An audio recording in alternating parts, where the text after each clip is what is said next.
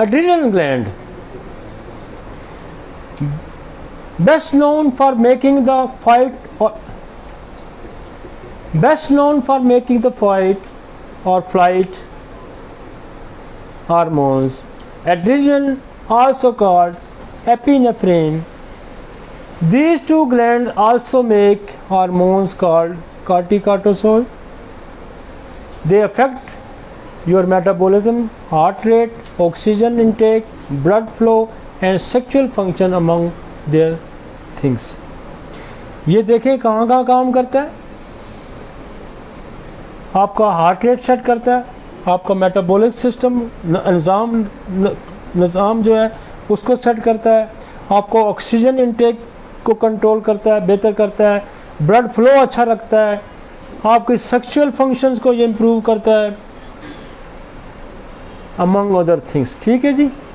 और इसकी जो दवाइयाँ हैं वो देखें कि एक लिस्ट हम नीचे देंगे आपको ग्लैंड्स की. इसकी भी दवाइयाँ वहाँ से देखें, वहाँ से स्टिमुलेट के आएगा पिट्यूटरी से, क्योंकि उसको वहाँ से स्टिमुलेशन. तो बेसिकली कोशिश करें कि पिट्यूटरी को स्टिमुलेट करें. एक्सरे है, कार्सी है, ट्यूबर है, और जैसे लाइकोपोडियम है, जैसे एड्रेनल ग्लैंड, इसका सार्कोड भी है एड्रेनल ग्लैंड, वो साथ है बतौर हेल्पिंग मेडिसिन आप दे सकते हैं. आयोडम है, आयोडम सारे ग्लैंड की सेक्रेशन को तेज़ करता है.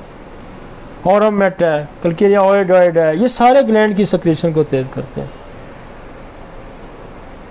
एक्सरे, कार्सी, ट्यूबर, मडर, और ये फंक्शन कॉजेटिव फैक्टर को भी आपने एड्रेस करना है, जो मैं पीछे बयान करके आया हूँ. जो मियाज़मेटिक कॉजेटिव फैक्टर है, जो मिनरल की डिरेंजमेंट है, वो उसको हम पीछे एड्रेस कर रहे हैं. उसी को आपने फोकस करना है और आगे चलना है. नेक्स्ट,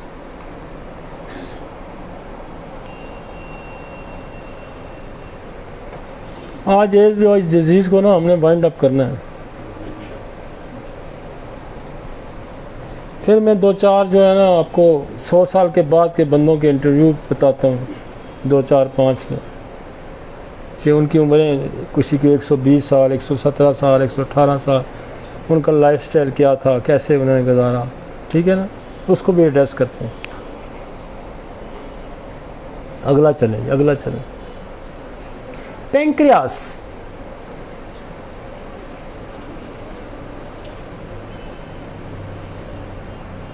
खराबी हो गई है.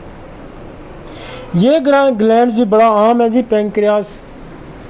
ये भी बहुत सारे हार्मोन रिलीज़ करता है, जैसे आपको इंसुलिन यहाँ बनती है, बीटा सेल. और pancreas, this organ is a part of both your digestive and endocrine system. ये डाइजेस्टिव सिस्टम में भी इसका रोल है और एंडोक्राइन सिस्टम में भी इसका रोल है. इट मेक्स डाइजेस्टिव एंजाइम, ये एंजाइम के खाने के जो एंजाइम है वो भी बनाता है, दैट ब्रेक डाउन फूड और to also make the hormones बनाता है, इंसुलिन एंड ग्लूकागॉन. जो ग्लूकागॉन है, ये अल्फा सेल जो इसके अंदर होता है वो ग्लूकागॉन बनाता है, और बीटा सेल जो है इसके अंदर वो इंसुलिन बनाता है.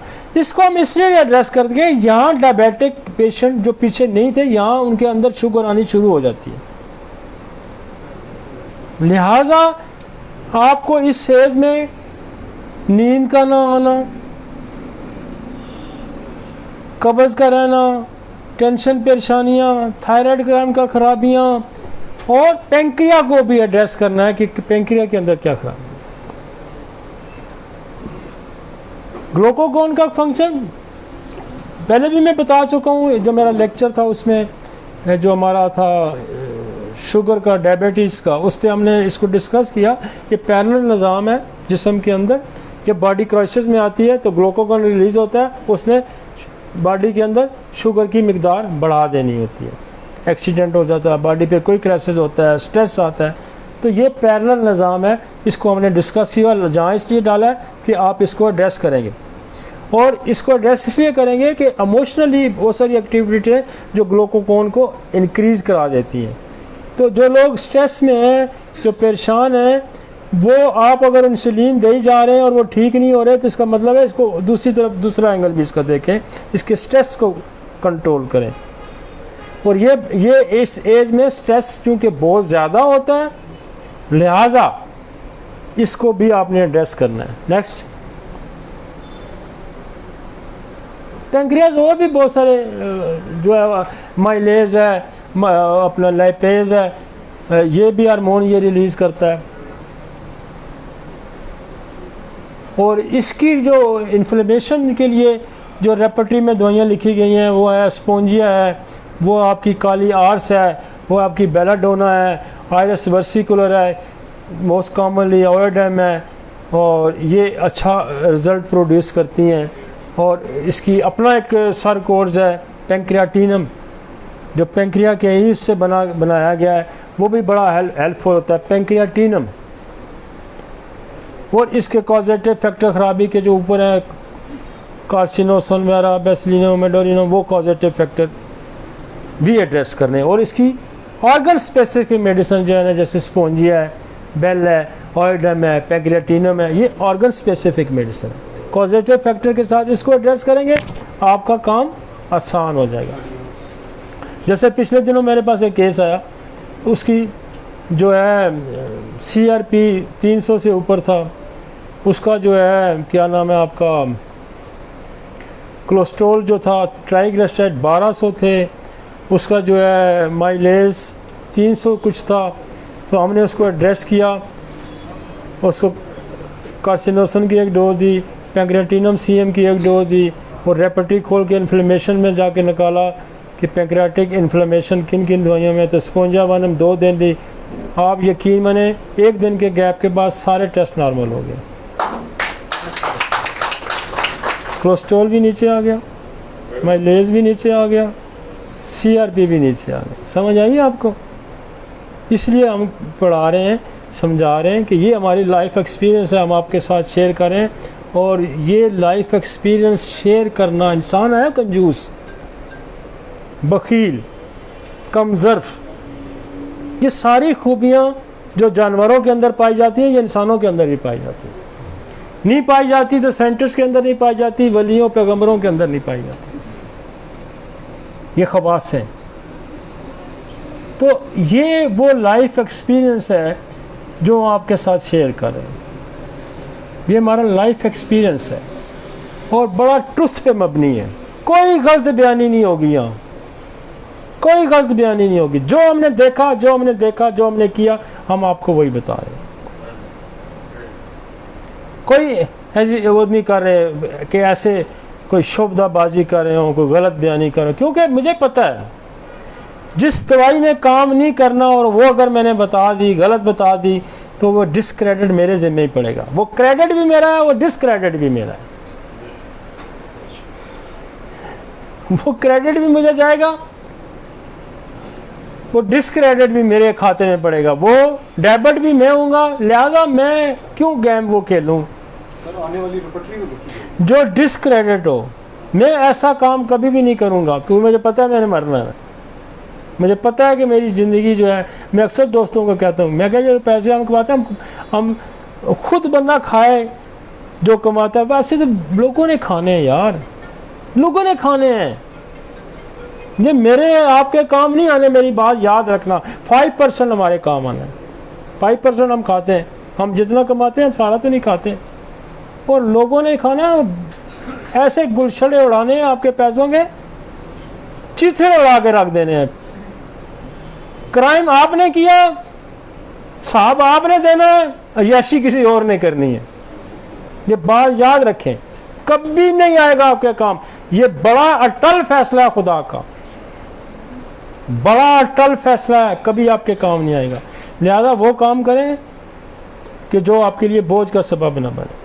इकट्ठे कर करके मैंने देखा, लोग इकट्ठे कर कर एक एक बंदा आके ले जाता है। बड़े बड़े अमीर दोस्त हैं मेरे मिलने वाले, दाल के अलावा खा कोई नहीं सकते, रात नींद उनको नहीं आती, किसी काम के नहीं है, पैसे उनके पास अरबों रुपए, अरबों रुपए हैं। किस काम का?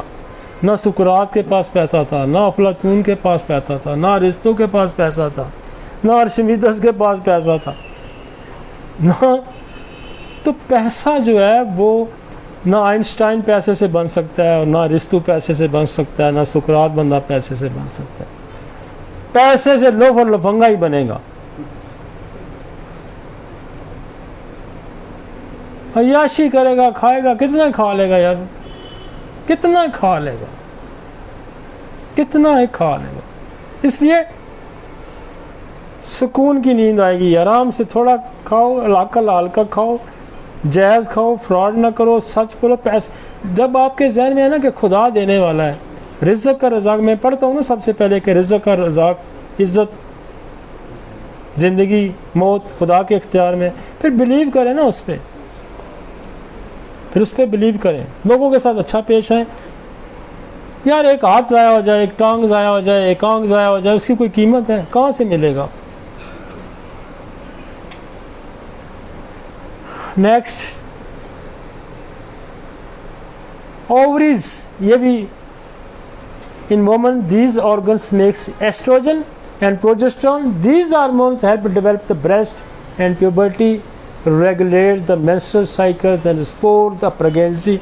देखें ये हमने पिछले लेक्चर में कहा था कि हम इन चीज़ों को बेहतर करेंगे तो हमारी हेल्थ बेहतर होगी।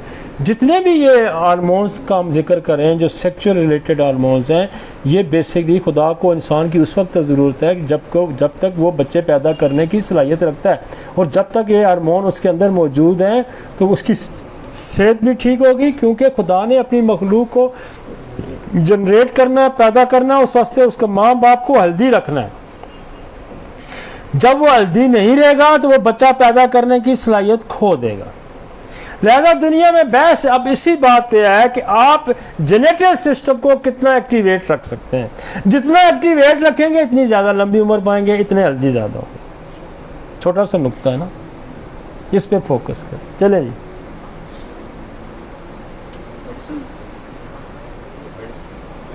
ये मेडिसिन, हम इसकी मेडिसिन जो है ये बेसिकली वही चैन चल रहा है, यहाँ बहुत ज़्यादा इस्तेमाल होने वाली दवाई, पिट्यूटरी ग्लैंड को स्ट्रेंथ देने वाली दवाई जो है, वो ऊपर से पिट्यूटरी से लेके यहाँ जो है ओवरीज को स्ट्रेंथ देने वाली सबसे बड़ी कोई दवाई मुझे पूछेगा तो मैं कहूँगा जी सिपिया है, परसटीला है, ऑरोमेट है, एक्सरे है, मतलब ये वो दवाइयाँ, बेसिलिनियम है, ट्यूबरक्लोनियम है, थूजा है, एपस है, ओरोम्योर नेटोनेटम है,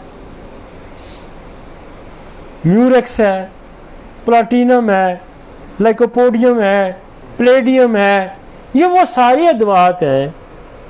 इसका अपना एक नसोड है, ओफोरिनम है, ओफोरिनम के नाम से भी आता है, ओवरीज के नाम से भी आता है, वो थोड़ा हेल्प आउट करता है।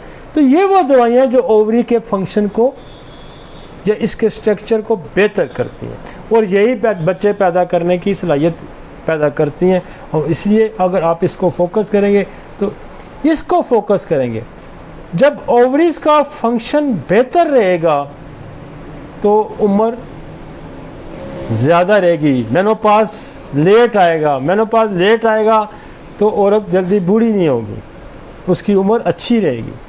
ठीक है जी, नेक्स्ट, ओल्ड एज लेक्चर। यकीन माने आप इसको पढ़ें, इसको सुने, इसको बार बार देखें, मज़ा आएगा और अप्लाई करें।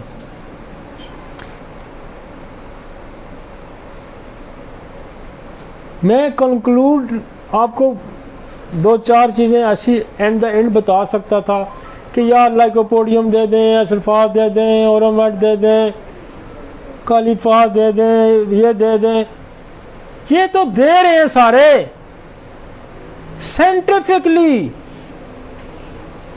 एक होम्योपैथ डॉक्टर इतना स्किल होना चाहिए, उसको पता थायराइड का प्रॉब्लम है, पेनिस का प्रॉब्लम है, एड्रेनलिन ग्लैंड का प्रॉब्लम है, कहाँ प्रॉब्लम है, पिट्यूटरी, एप्थैलेमस, डीएनए।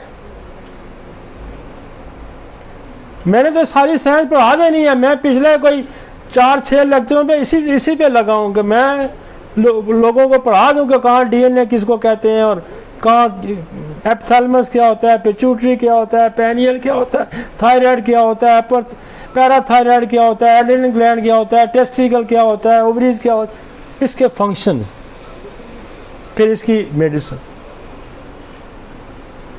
और यकीन माने ये जो लेक्चर्स हैं हमारे, ये लेक्चर आपको क्लिनिकली प्रैक्टिस में बहुत हेल्प करेंगे। जैसे एक छोटी सी मैंने आप थाइमस का रोल ही कोई नहीं, तो हम बूढ़ों में थाइमस ढूंढते फिरें, गलत है ना। इसलिए हमने जान के उसको यहाँ डाला है, मैं उड़ा भी सकता था बीच में से। नेक्स्ट,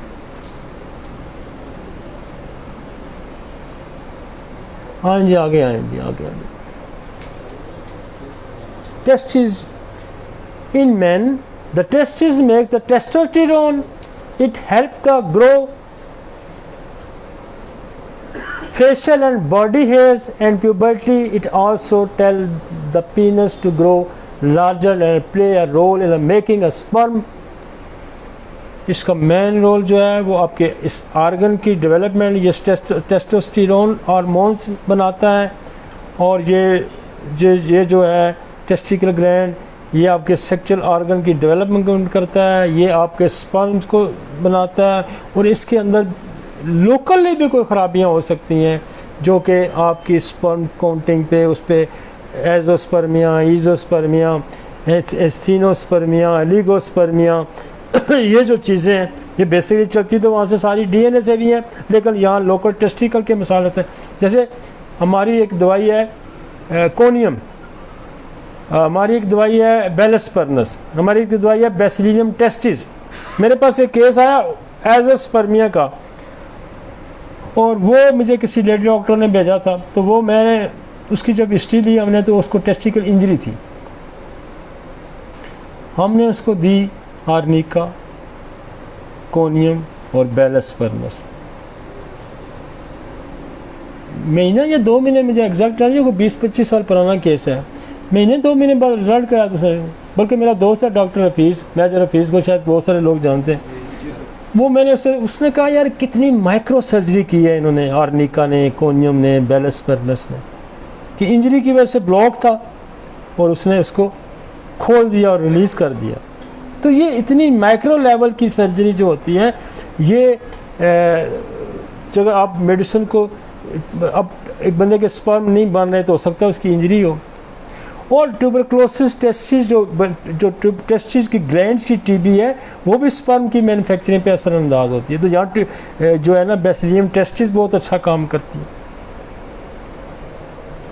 और यहाँ आपकी एक सारकोड भी आपका टेस्टिस है, और उसको आर्काइटिनम है, वो एज ए सपोर्टिंग देते थे। यहाँ लाइकोपोडियम, या ओरोमैट, या सिलीनियम, या कोनियम, या एसिडफास, या एग्नेस कास्टस, या सेलिकस नाइग्रा, मतलब बेताशा जो आयोडम, उसकी यूहेम्बिनम, बेशुमार एवनास्टाइवा, उसके बाद आपकी ट्रेबलस टेरिटेरस, बेशुमार दवाइयाँ हैं जो आपके टेस्टिकल ग्लैंड्स की सिक्रीशन को इंक्रीज कराती हैं। डामियाना, कैलिफास, ओनोस्मोडियम, ये वो रेंज है। देखो ना, मैं पीछे तो नहीं देख रहा ना, मैं ये मेरे टिप्स पे हैं, जो मुझे कहते हैं ना केस टेकिंग इसको नहीं आती, ये मेरे टिप्स पे हैं सारी दवाइयाँ, जो मैं यूँ बोलता हूँ ना, यूँ बोलता हूँ। ये मैं कोई अपनी पढ़ाई नहीं पेश कर रहा, लेकिन मैं ज़रा थोड़ा सा उनको अवेयर करना चाहता हूँ। एडे भी ऐसी नालायक नहीं है कि हमें केस टेकिंग नहीं आती, ये मेरे टिप्स पे होती हैं दवाइयाँ। अब कोई केस भी पूछेंगे, मेरे टिप्स पे 10, 15, 20 दवाइयाँ आएंगी, उनकी डिफ्रेंशिएशन आ जाएगी। ये देनी है क्यों देनी है, ये देनी है क्यों देनी है, ये देनी है तो क्यों देनी है। ठीक है जी। हाइड्रोसेल जो है ना, और वेरिकोसील्स, ये हमारा वैसे आज के टॉपिक में शामिल नहीं है, लेकिन वेरिकोसील्स आती हैं ओल्ड एज में। और हाइड्रोसील जो है ना, उसके लिए जो दवाइयाँ लिखी गई हैं वो एपस है, उसके लिए दवाइयाँ स्पोंजिया है, उसकी दवाइयाँ जो हैं रोडोड्रॉन है, उसकी दवाई जो ओरोमेट है, उसकी दवाई जो है परसटीला है। जो आपके पास स्पोंजिया है, रेपर्टी में मिलेंगी। लेकिन हम बड़ी स्ट्रगल, एमामेलस है हाइड्रोसील के लिए, और ओरोमेट मैंने बता दिया। हमने पिछले 5-7 साल से मैंने सारी देनी छोड़ दी। हम मैथमेटिक एड्रेस करके हम परसटीला ही देते हैं।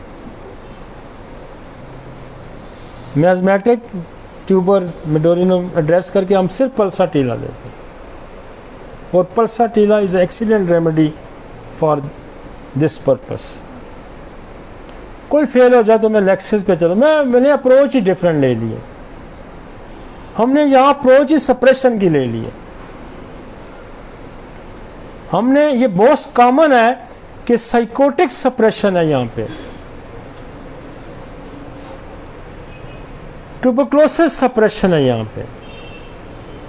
तो साइकोटिक सप्रेशन जो है वो पल्साटीला बड़ा अच्छा निकालती है बाहर, वो लेक्सिस भी बड़ा अच्छा, हालांकि लेक्सिस साइकोसिस की दवाई नहीं है लेकिन लेक्सिस निकालती है, क्योंकि हमने उसको उस एंगल से ले लिया, मैकेनिज्म पे आकर।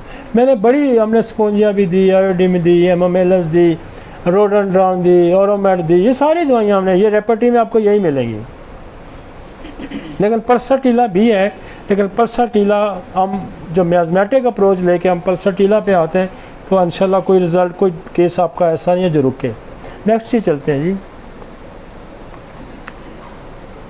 हाँ जी, आगे बड़ा काम रहता है, आज वाइंड अप करना है इसको। मेरी जान आ रहा है, फिक्र ना कर, आ रहा है, जल्द आ रहा है। डाले में मैंने कोई चीज़ छोड़ी नहीं है जो आपको तशनगी रहे, आपकी प्यास न बुझे। हमने सारी चीज़ें एड्रेस की हुई हैं। मुझे पता है इस एरिया में क्या क्या, रोज़ हम खेल ही यही खेलते हैं, हमें पता है यहाँ इस एरिया में क्या क्या मसाइल हैं, इस एरिया के मसाइल हमें पता है। निकलें जी, आगे निकलें जी, इसको ज़रा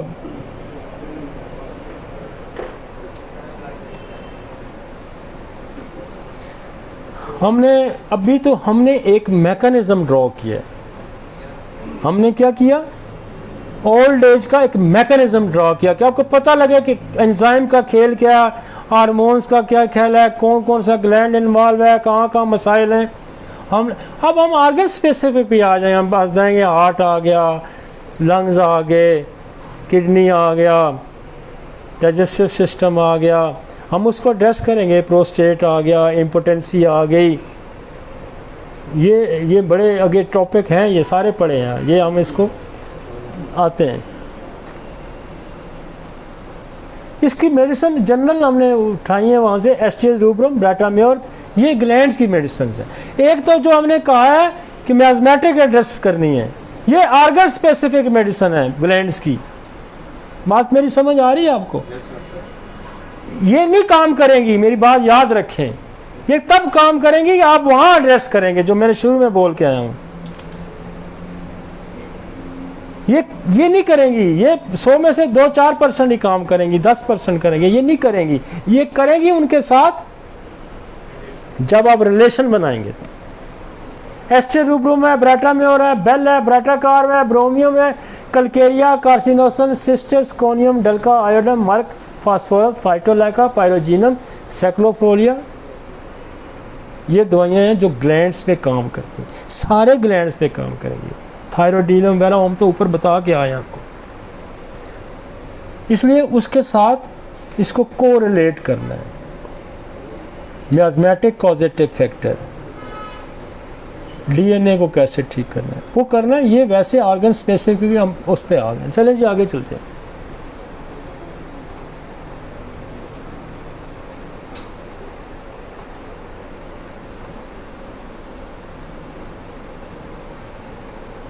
ज़िंदगी का बड़ा निचोड़ है 60 और 100 ईयर के दरमियान, बड़ा निचोड़ है, ये बड़ा एक्सट्रक्ट है। और मैं आपको सच्ची बात बताऊं, होम्योपैथी से बेहतर इसको एड्रेस भी कोई नहीं कर सकता। बड़े मेरे दोस्त हैं डॉक्टर एलोपैथ, एड्रेस नहीं कोई करता। क्या खा लेगा, विटामिन खा लेगा, मिनरल खा लेगा, विटामिन बी दे दो जी, विटामिन डी दे दो जी, विटामिन सी दे दो जी, यही कुछ है। सप्लीमेंट कोई खा लो जी। और ये सारे जो इस किस्म की सप्लीमेंट्स हैं, ये जब आप कॉजेटिव फैक्टर को एड्रेस नहीं करते, ये काम ख़राब कर देते हैं। मैं पिछले दिनों में, मेरा कोई दोस्त है वो कहते हैं ये अल्फा भूख बड़ा लगाता है। मैंने यकीन मानो जिस बंदे को भी दिया ना, उसने 4 दिन उसने उसको भूख लगाई है, 5वें दिन ना उसके अंदर कोई मसला ही खड़ा हो गया। क्यों? उसने सप्रेस कर दिया। पर हम तो अल्फा पर नहीं देते बू के लिए, हम तो सल्फ़र देते हैं, हम तो चेरिडोनियम देते हैं, क्लगेरिया फास देते हैं, हम तो ये दवाइयाँ देते हैं, बेसिलिनियम देते हैं। तो सप्रेस।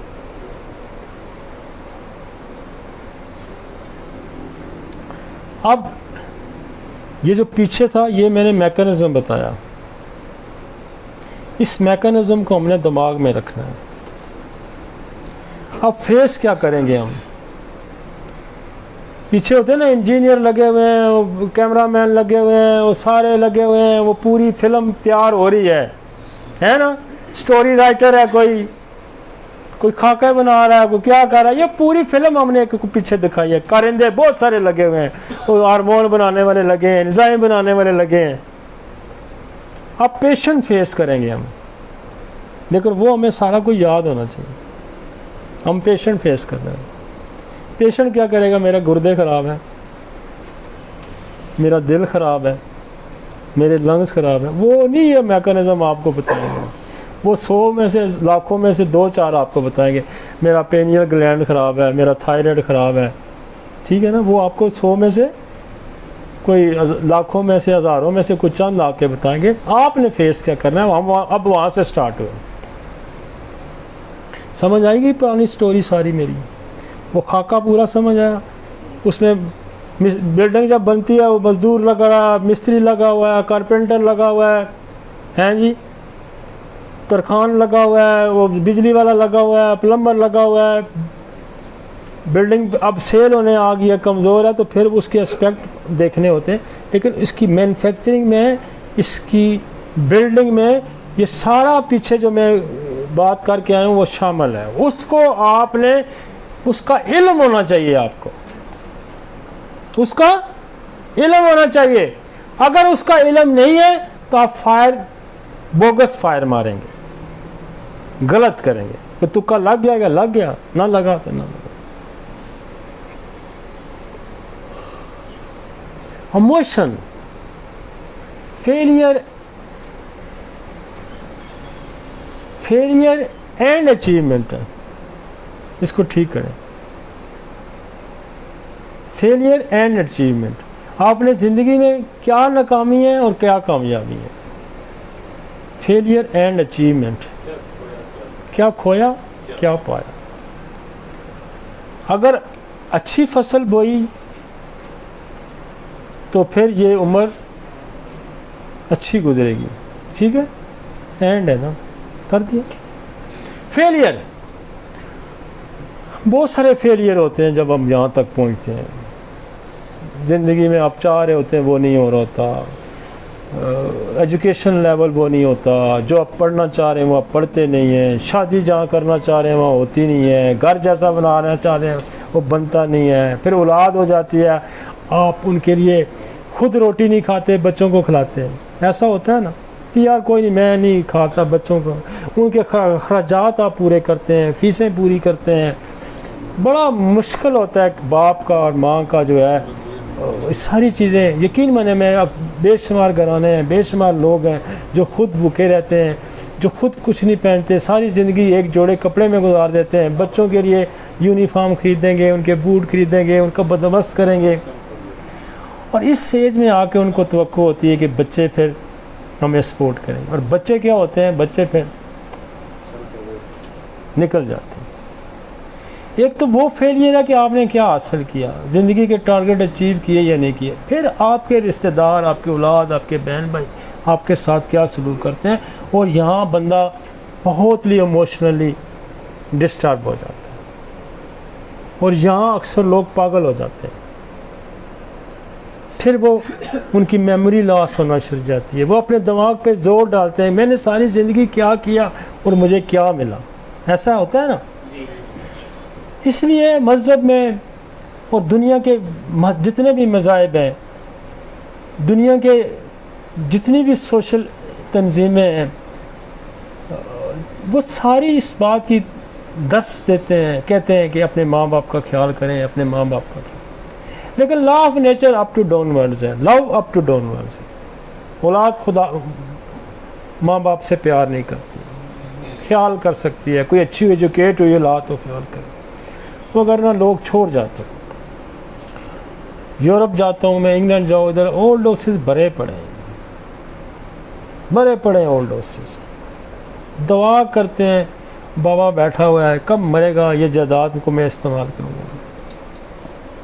उस बंदे ने रेज़ा रेज़ा रेज़ा करके कलेक्ट करके एक बिल्डिंग खड़ी की होती है, और आने वाला वो कहता है किसी तरीके से बाबा मरे ना, मैं इस पर कब्ज़ा करूँ। तो यहाँ उस बंदे की क्या कैफियत होती है, जिसको औलाद छोड़ गई, जिसको बीवी छोड़ गई, जिसको बच्चे छोड़ गए। लेकिन मैंने देखा कि बहुत हद तक जो है ना इस एज में बीवी सपोर्ट करती है, बहुत हद तक एक दूसरे को सपोर्ट करते हैं। और मैंने देखा कि अगर बीवी जल्दी मर गई तो बाबा भी जल्दी टूट जाता है। अगर वैसे दोनों इकट्ठे रहें तो फिर उनकी काफ़ी अच्छी चल जाती है। तो ये कपल जो होता है 60 के बाद के जो कपल्स हैं, ये इनकी बहुत ज़्यादा, और बाद दफ़ा इनकी शक्लें भी आपस में मिलती जुलती हो जाती हैं, और इतना कोऑर्डिनेट होता है इनका आपस में रह के। तो यहाँ फेलियर ऑफ लाइफ को हमने कंसीडर करना है। और अगर फेलियर ऑफ लाइफ है तो डी जनरेशन का प्रोसेस, माइंड ठीक नहीं है तो डी जनरेशन का प्रोसेस, क्योंकि यहाँ आपके मेजर ग्लैंड पड़ा हुआ है, पिट्यूटरी, यहाँ थैलमस पड़ा हुआ है, यहाँ पेनियल ग्लैंड पड़ा हुआ है, उसकी नींद उड़ जाएगी। उसकी बॉडी की जो पिट्यूटरी मास्टर ग्लैंड की सिक्रेशन है वो रिड्यूस हो जाएगी। किसकी वजह से? Emotional suppression. This is emotional suppression. फिर हमने क्या करना है? हमने ग्नेशिया देना है, कोरोना क्या तो हमने नेट्रोमियर देना है, और कराने का तो एसिड फास देना है। फिर दुख है, गम है, दिल करता है कि उठा के मारूं, किसी को पकड़ूं, तो कास्टिकम देना है। फिर स्टेफिसाइगेरिया देना है। बच्चे डाढ़े हो गए हैं, बोल नहीं, बच्चे डाढ़े हो जाते हैं, वो बाबा ये करता है, तू ये नहीं किया हमारे लिए, बल्कि वो कोसते हैं तूने हमारे लिए किया क्या है। तो वो तो बेचारा अपनी पेट बांध करके एक आके रोटी खुद खाता रहा, एक तो बाकी आपको ही खिलाता रहा। तो ये इमोशनल स्टेज है। इसमें वो दवाइयाँ जो हमारी हैं, वो इग्नेशिया है, वो कास्टिकम है, वो स्टेफिसाइगेरिया है, वो लाइकोपोडियम है, वो ओरोमेट बड़ा सहारा देती है यहाँ पे, और बहुत, मैं कहता हूँ क्लास की दवाई है। बच्चों से भी बड़ी दवाई सपोर्ट करने वाली है नवा ओरोमेट। बंदे को एक दवा फिर उठा देती है। एक और दवाई है मेनगेनम, वो बड़ा सपोर्ट करती है। मैंने अक्सर बंदे जो है ना वो बिस्तर से उठा दिए मेनगेनम, लेट जाते हैं, मायूस होकर पड़ जाते हैं, जा काम नहीं करना यार, दफ़ा करो। मेनगेनम ओरोमेट उठा के बैठा देते हैं, फिर स्ट्रगल में शुरू हो जाते हैं। और हम देते हैं ओरोमेट की एक डोज दी, एक मेनगेनम की दे दी, बंदा उठ करता है, फिर चल पड़ता है। ओरोमेट खुशी पैदा कर देती है, कर्ज पैदा कर देती है। ओनोस्मोडियम में कर्ज पैदा कर देती है। सेक्सुअल एक्टिविटी डिमिनिश हो होती है, उसको अपोजिट सेक्स को इंटरेस्ट नहीं रहता। फिर उसकी जो लाइकोपोडियम है, उसके लिए जो कोनियम है, उसके लिए जो सिलीनियम है, उसके लिए एग्नेस कास्टस है, उसके लिए वो फिर उसको थोड़ा सा बूस्टअप करें, उसके अंदर ज़िंदगी की अर्ज पैदा होती है। इमोशनली आपके पास मरीज़ आएगा इस स्टेज का, तो फर्स्टली इमोशनली आपको एड्रेस करना है। ये आप देखें ना, बहुत एक मैकेनिज्म है, बता के अब आपने मरीज़ फेस करना है। अगर उसकी ज़िंदगी की अचीवमेंट हैं, औलाद अच्छी निकल आई, बिल्डिंग बैलेंस ये वो अच्छा है, तो वो ज़रा रिलैक्स हो के जॉगिंग शागिंग ये वो उठा, शाम को 5-7 दोस्तों के जाके गपशप मारी, रोटी खाने को घर मिल जाती है, जाओ 5-7 किलोमीटर वॉक कर आता है जी। कभी एक बच्चे के घर, कभी दूसरे बच्चे के घर, वो सारे ओ बाबा आ गया, बाबा चलो जी खिदमत करो। तो कई जो होते हैं ना, बाबा जी आना है, दरवाज़ा ही बंद करके चले जाते हैं, बाबा जी आ जाना है, बाबे ने पहले ही निकल गए, ठीक है ना। तो ये ज़िंदगी की अचीवमेंट्स हैं। अगर अचीवमेंट्स अच्छी हैं, उसकी ज़िंदगी और बेहतर गुजरेगी, दिमाग पे बोझ कम पड़ेगा, रिलैक्स करेगा, ठीक है ना। तो ये चीज़ें एड्रेस करनी है हमने यहाँ। नेक्स्ट, और फिर ब्रेन के केमिकल रिड्यूस हो जाते हैं, डोपामीन है और दूसरे जो केमिकल्स हैं आपके वो है जो एपीओ क्या नाम है, ग्लूटामिन है और डोपामाइन है, वो इस तरह की जो आपकी मेडिसिन है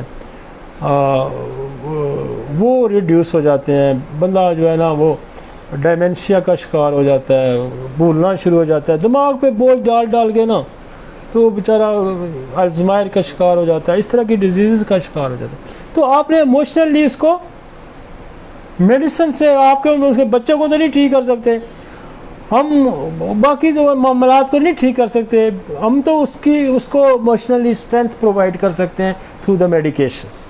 ठीक है, तो फिर ये मैंने आपको कहा ना, ये दवाइयाँ जो है ना ये आपको हेल्प आउट करेंगी। इग्नेशिया हो गया, स्टेफी हो गया, कास्टिकम हो गया, ये दवाइयाँ आपको, ऑरामेट बहुत अच्छा रोल, ब्रेटाकार्ब बहुत अच्छा रोल प्ले करती है, जेल्सीमियम मतलब अच्छा रोल प्ले करती है। फिर आप थोड़ी सी उसको साथ साथ कुछ डीएनए को इम्प्रूव करने की दवाइयाँ लगा दें, कुछ एंटी मियाज़मेटिक दवाइयाँ लगा दें, तो बंदा जो है ना समझ जाता है। और हमने एक ओल्ड एज का हमारे पास नुस्खा भी बड़ा चलता है, लाइकोओरामेट कालीफा, लाइकोओरामेट एस्टिफास, ये मेरे पास बहुत चलता है। मैं कहता हूँ मैंने जिसको दिया ना 10 साल पीछे चला जाता है। मैंने 95 साल के बंदे बिस्तर से उठा के चला दिए। ये डिजनरेटिव चीज़ों को एड्रेस करके, यकीन माने बिल्कुल बेड से उठाए हैं बंदे हमने। लेकिन उसके लिए ये सारी चीज़ें आपको मैकेनिज्म जहन में होना चाहिए, कहाँ एड्रेस करना है, थायराइड को करना है, किसको करना है, ये आपके जहन में होना चाहिए।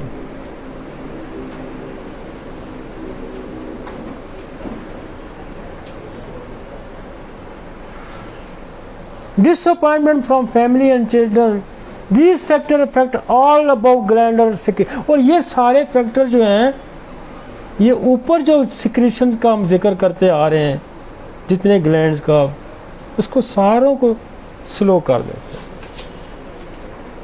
These factors affect all the above glandular secretion, positive achievement of the life, enhance the above functions। और जो फेलियर्स हैं वो उसको डिक्रीज करते हैं, ये इनको इंक्रीज करते हैं। आपको अच्छा बंदा मिलेगा दिन को तो आपका सारा दिन अच्छा गुजरेगा। आपको बुरा बंदा मिलेगा जिसने आपको पैसे चलाए होंगे, जिसने आपको गोली मारी होगी, जिसने आपको डंडा मारा होगा, सारा दिन बुरा गुजरेगा। अच्छा बंदा होगा जिसकी आपने हेल्प की होगी, जिसने आपकी हेल्प होगी, जो अच्छा रिश्तेदार होगा, अच्छा दोस्त होगा, जिसने आपको कुछ सिखाया होगा, जिसने आपकी कोई हेल्प की होगी, आपका सारा दिन अच्छा गुजरेगा। इमोशनली एड्रेस करें, ये इस स्टेज का बड़ा आम है। और ये जो इमोशनल है, ये तो पैदा होने के साथ साथ इमोशंस आपके साथ, मैं सारे डिस्कस करता हूँ। 1 साल के बच्चे के साथ 1 से 12, 1 से 12, 12 से 18 इमोशन, सारे इमोशन चलते आ रहे हैं। यहाँ आके ना बिल्कुल निचोड़ निकल जाता है, यहाँ बिल्कुल निचोड़ निकल जाता है।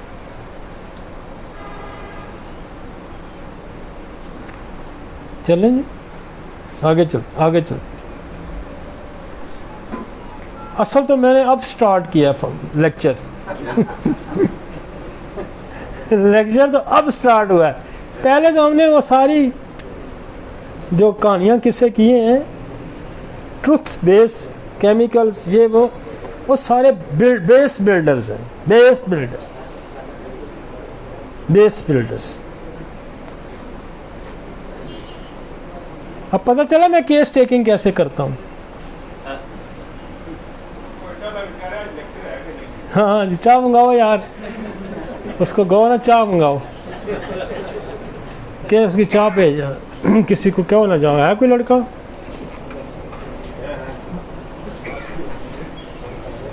असल में मैं तो चाय पीता नहीं, लिहाजा मैं थकता नहीं हूँ तो टॉपिक गर्म है, मैं कहता हूँ मुझे खुद मज़ा आ रहा है। मज़ा तब आता है कि उसको आप, क्योंकि ये चीज़ें मैंने यूज़ की हुई हैं और ये मैं एक्सप्रेस कर रहा हूँ, आप यूज़ करेंगे आपको और मज़ा आएगा। जब उसके रिज़ल्ट आएंगे ना, फिर एक और नशा है।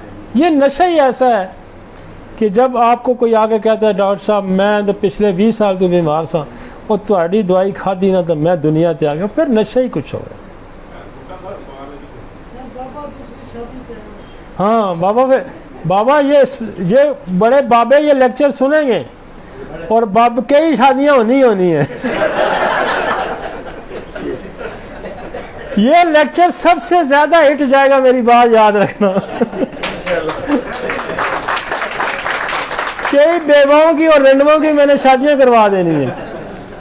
दूसरी शादियां ना हो शादी का दिल भी बहुत करता है। हाँ, शादी का दिल करता है ना।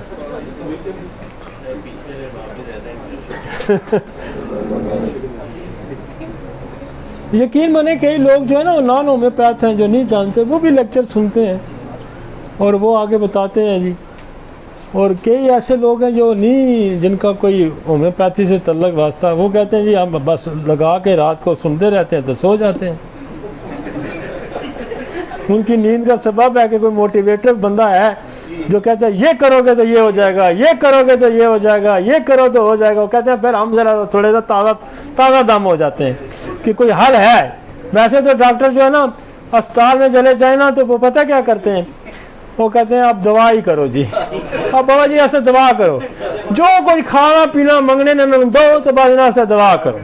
एक डॉक्टर अली या वाई जो कहता है नहीं, अभी ज़िंदगी के कुछ ऐसे असूल सबब हैं जो आपको और बेहतर कर सकते हैं, आपको वापस शादी करवा सकते हैं। लाएं जी, mind weakness, memory, dementia, neuropathy. अच्छा, यहाँ जो है ना, ये आपका ब्रेन जो है, जब इतने क्राइसिस है, इतनी सारी ज़िंदगी, वो फिर वो अक्सर लोग नाम भूल जाएंगे, अक्सर मेमोरी वीक हो जाएगी, पता नहीं होता कहाँ। तो ये आपके पास पेशेंट आएंगे। आगे चलें जी। और इसके लिए जो है ना, अब मैंने एक दवाई यहाँ बड़ी टेस्ट की है,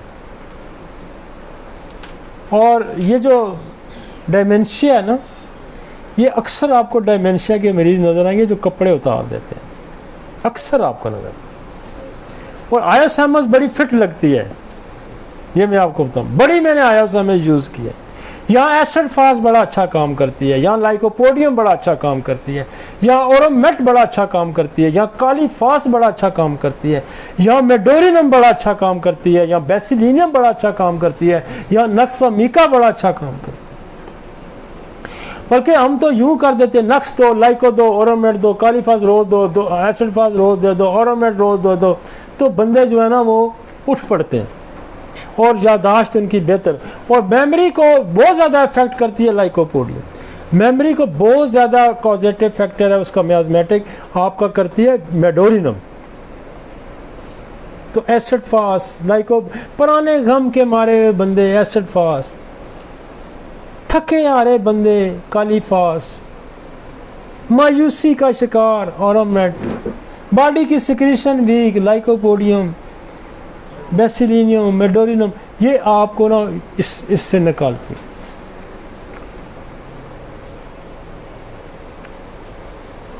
असल में होता ही है कि वो बाद होता है कि उसको समझ नहीं होती, कपड़े उतार के फिर रहा होता है, शलवार उतार देगा, शर्ट उतार देगा। तो ये जो मामलात हैं, फिर इसको हमने आयोसैमस को हमने ट्राई किया और आयोसैमस के बड़े अच्छे रिजल्ट निकले। लेकिन जनरली हमने लाइकोपोडियम, ओरोमेट, एसिड फास्ट, काली फास्ट, ये दवाइयाँ, इससे ये होगा कि वो जो मेमोरी का ब्रेटाकार बड़ा अच्छा काम करती है। और जो वाइट मैटर है, हमारा गूदा है, जो हमारा सफ़ेद गूदा और ग्रे जो है, इस पे जो है ना, इस पे ब्रेटाकार और कल्केरिया फास्ट बहुत अच्छा काम करती है, फास्फोरस बहुत अच्छा काम करती है, ओरोमेट बहुत अच्छा काम करती है, zincum met, white matter grey matter को स्ट्रेंथ प्रोवाइड करती है। और बूढ़े में हो गया होता है, बच्चे में भी वाइट मैटर ग्रे मैटर की प्रॉब्लम आते हैं, और बूढ़ा का डिजेनरेटिव, आप ब्रेन की सीटी स्कैन कराएंगे, एट्रोफाइड आएगा, atrophy of the brain. And atrophy of the brain जो है वो ब्रेटाकार बहुत अच्छा ठीक करती है। तो जलसीमियम, खौफ आ गया, ज़िंदगी ख़त्म होने वाली है, जलसीमियम खौफ ख़त्म करती है, ओरोमेट मायूसी ख़त्म करती है, डिसअपॉइंटमेंट, इग्नेशिया, एसिड फास्ट, नेट्रोमेट, डिसअपॉइंटमेंट, आपके साथ की हुई ज़्यादतियाँ जो हैं वो जब आपको याद आती हैं तो कास्टिकम उसको ख़त्म करती है। आपने ज़िंदगी में लोगों के से दब के जो फैसले किए होते हैं वो जब आपको याद आते हैं तो आपको स्टेफिस एगेरिया बड़ी मदद करती है। ठीक है जी, नेक्स्ट चलते हैं।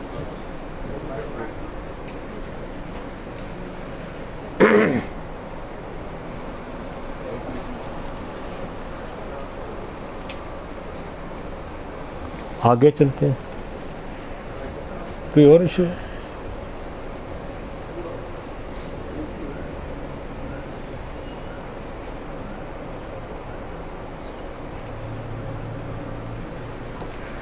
अल्लाह अकबर।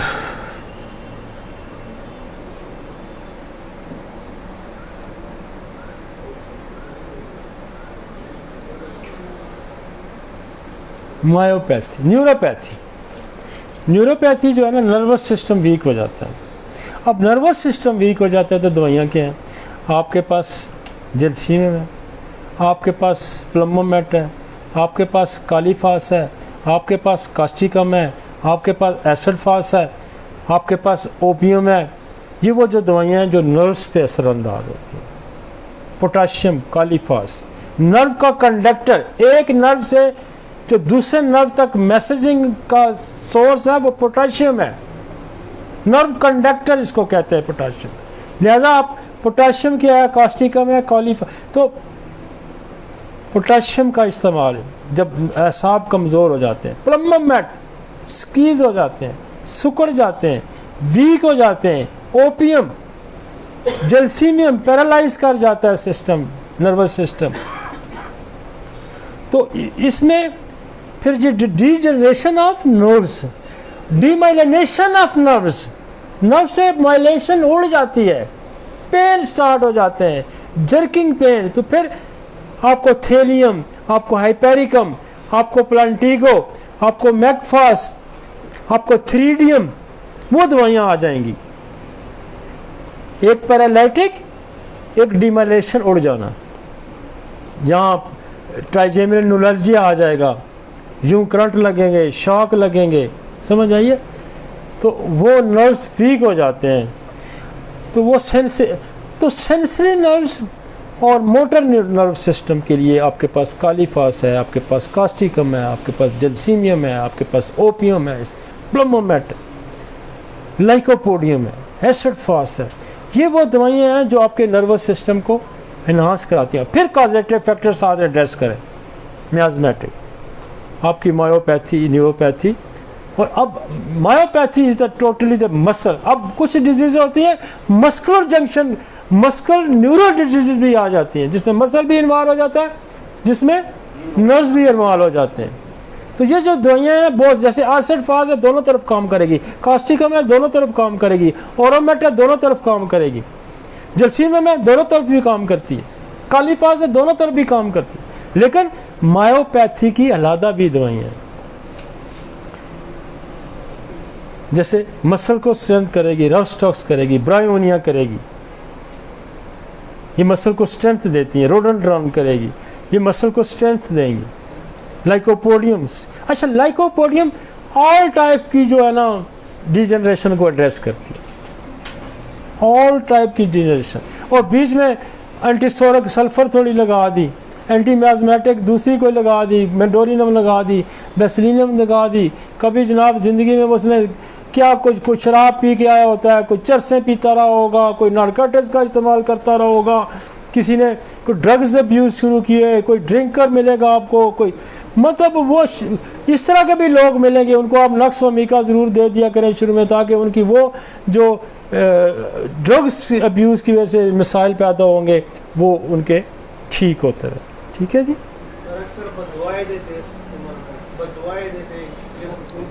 बदवाएँ देते हैं, गालियाँ देते हैं, एनाकार्डियम, हाँ गालियाँ देना यही है ना जी डॉक्टर इजाज़ अली साहब।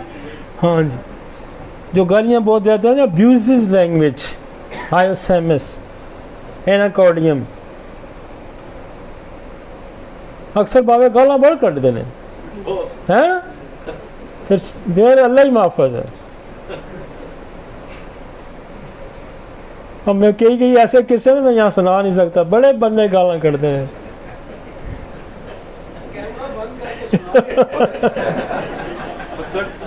वो मेरे वालिद साहब के दादा हमारे से ना, उनका भाई थे ना, तो वो बीमार हो गए थे। यहाँ डॉक्टर रियाज बड़ा मशहूर होते थे, डॉक्टर रज़ाक उनका यहाँ तो पुराना यहाँ डॉक्टर रियाज, तो वो दाखिल हुए ना, तो वो आके यूँ टटोल रहा था। मैंने जनाब जो ही उसने हाथ लगाया ना डॉक्टर रज़ाक ने, मैं साथ ही खड़ा था, साथ उसके ना 10-12 डॉक्टरों की टीम भी थी। बाबा ने इतनी मोटी गाली दी ना, डॉक्टर साहब पीछे यूं खड़े हो, कहते नहीं नहीं बाबा जी बिल्कुल ठीक नहीं इन्होंने कोई बीमारी नहीं। तो बाबा जो है ना गालियाँ बड़ी बेदरेक देते हैं। अभी भी कई मरीज आते कहते हैं जी वो बाबा जी गालां बड़ियाँ कट दे रहे, कोई गालां दी कोई दवाई तो दे दो। तो एनाकार्डियम अच्छा रोकती है, अल्जाइमर अच्छा रोकती है, वल्गैरिटी हो जाती है ना, अब्यूज लैंग्वेज यूज़ करते हैं। देखो ना किसी गालां ही किसी की बंद करवा देते हैं, फिर भी बड़ी अचीवमेंट है। क्यों जी? मायोपैथी होगी ना जी। नेक्स्ट चलते हैं। कितने बजे वाइंड अप करिए जी? स्किन डिसऑर्डर्स आ जाते हैं, रिंकल्स। अक्सर ब्यूटी कॉन्शियस भी लोग होते हैं, वो जी छाइयाँ पै गई हैं, वो जी वो झुर्रियाँ पै गई हैं जी, और जी डिस्कलोरेशन आ गई, वो शाइन नहीं रही स्किन की जी। आपके पास मॉडल वुमेन्स आएंगी और इस तरह के लोग आएंगे। तो अर्जेंटम नाइट्रिकम रिंकल्स को बड़ा अच्छा ठीक करती है, लाइकोपोडियम बड़ा अच्छा ठीक करती है। वक्त से पहले बूढ़े नज़र आते हैं ना, वो अर्जेंटम के मरीज नज़र आते हैं। अर्जेंटम फेस, बूढ़ा फेस, बच्चा होगा ना बूढ़ा नज़र आएगा। अर्जेंटम रिंकल्स को अच्छा, लाइकोपोडियम बड़ा अच्छा रिंकल्स को निकालती है। डिस्कलोरेशन आ जाती है, फ्रैकल्स, और फ्रैकल्स में हमने प्लमोमेट को बड़ा मज़े का पाया। रिंकल्स में भी प्लमोमेट, डिजनरेशन है ना, slow slow slow slow slow slow plumbum, और हमने यहाँ रिंकल्स में और फ्रैकल्स में मैंने सोल्स को बड़ा अच्छा आजमाया।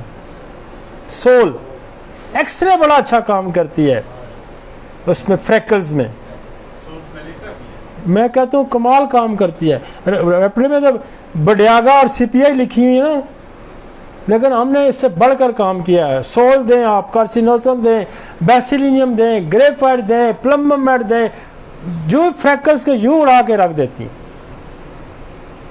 अक्सर ये जो लड़कियां यंगस्टर भी आती हैं ना, वो भी तबाह कर देती हैं, 5-5 क्रीमें गट्ठी मिक्स करके लगा रही होती हैं, समझ आइए। प्लमोमेट बहुत इस तरह होती है ना, जैसे मेरे पास कई ऐसे बंदे आते हैं जिनके पता लगता है इनकी स्किन पे मैल जमी हुई है, मैल जमी होती है, प्लमोमेट उड़ा के रख देती है, ग्रेफाइट उड़ा कर रख है।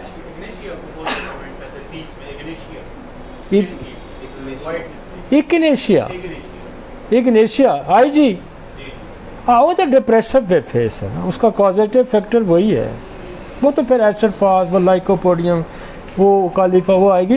लेकिन टिपिकली जो लाइकोपोडियम, अर्जेंटम, ब्राइटागार, discolouration, plumbum met, discolouration, all type of the discolouration जो है वो प्लमोमेट। फिर चेलिडोनियम है, आपकी लिवर के फंक्शन को इम्प्रूव कराएं, वो बड़ा अच्छा रोल प्ले करती है, वो अच्छी स्किन हो जाती है। नाइस जी। मैले के चेले बंदे नज़र जो आते हैं ना स्किन, सल्फ़र जैसे, सल्फ़र भी बहुत अच्छा काम करती है। सल्फ़र तो मैं कहता हूँ जितना झूठ मारूँ, इस किस्म की दवाई है कि इसके बारे में जितना मैं बोल जाऊँ जितना ना बोलूँ, ये बस दवाई बहुत बड़ी, नो डाउट। ऐसे ऐसे काम दिखा देती है कि आपकी अक्ल दंग रह जाती है, और 30 में दिखा देती है, सिर्फ 30 में। मैंने ऐसे स्किन के केसेस हमने, मतलब ये कार्सिनोसन, ट्यूबर, सराइनम, सल्फर, ग्रेफाइट से ठीक है, जो अनट्रीटेबल, वेस्ट में नहीं ठीक होते, यूके में नहीं ठीक हुए, वो ठीक हो जाते हैं।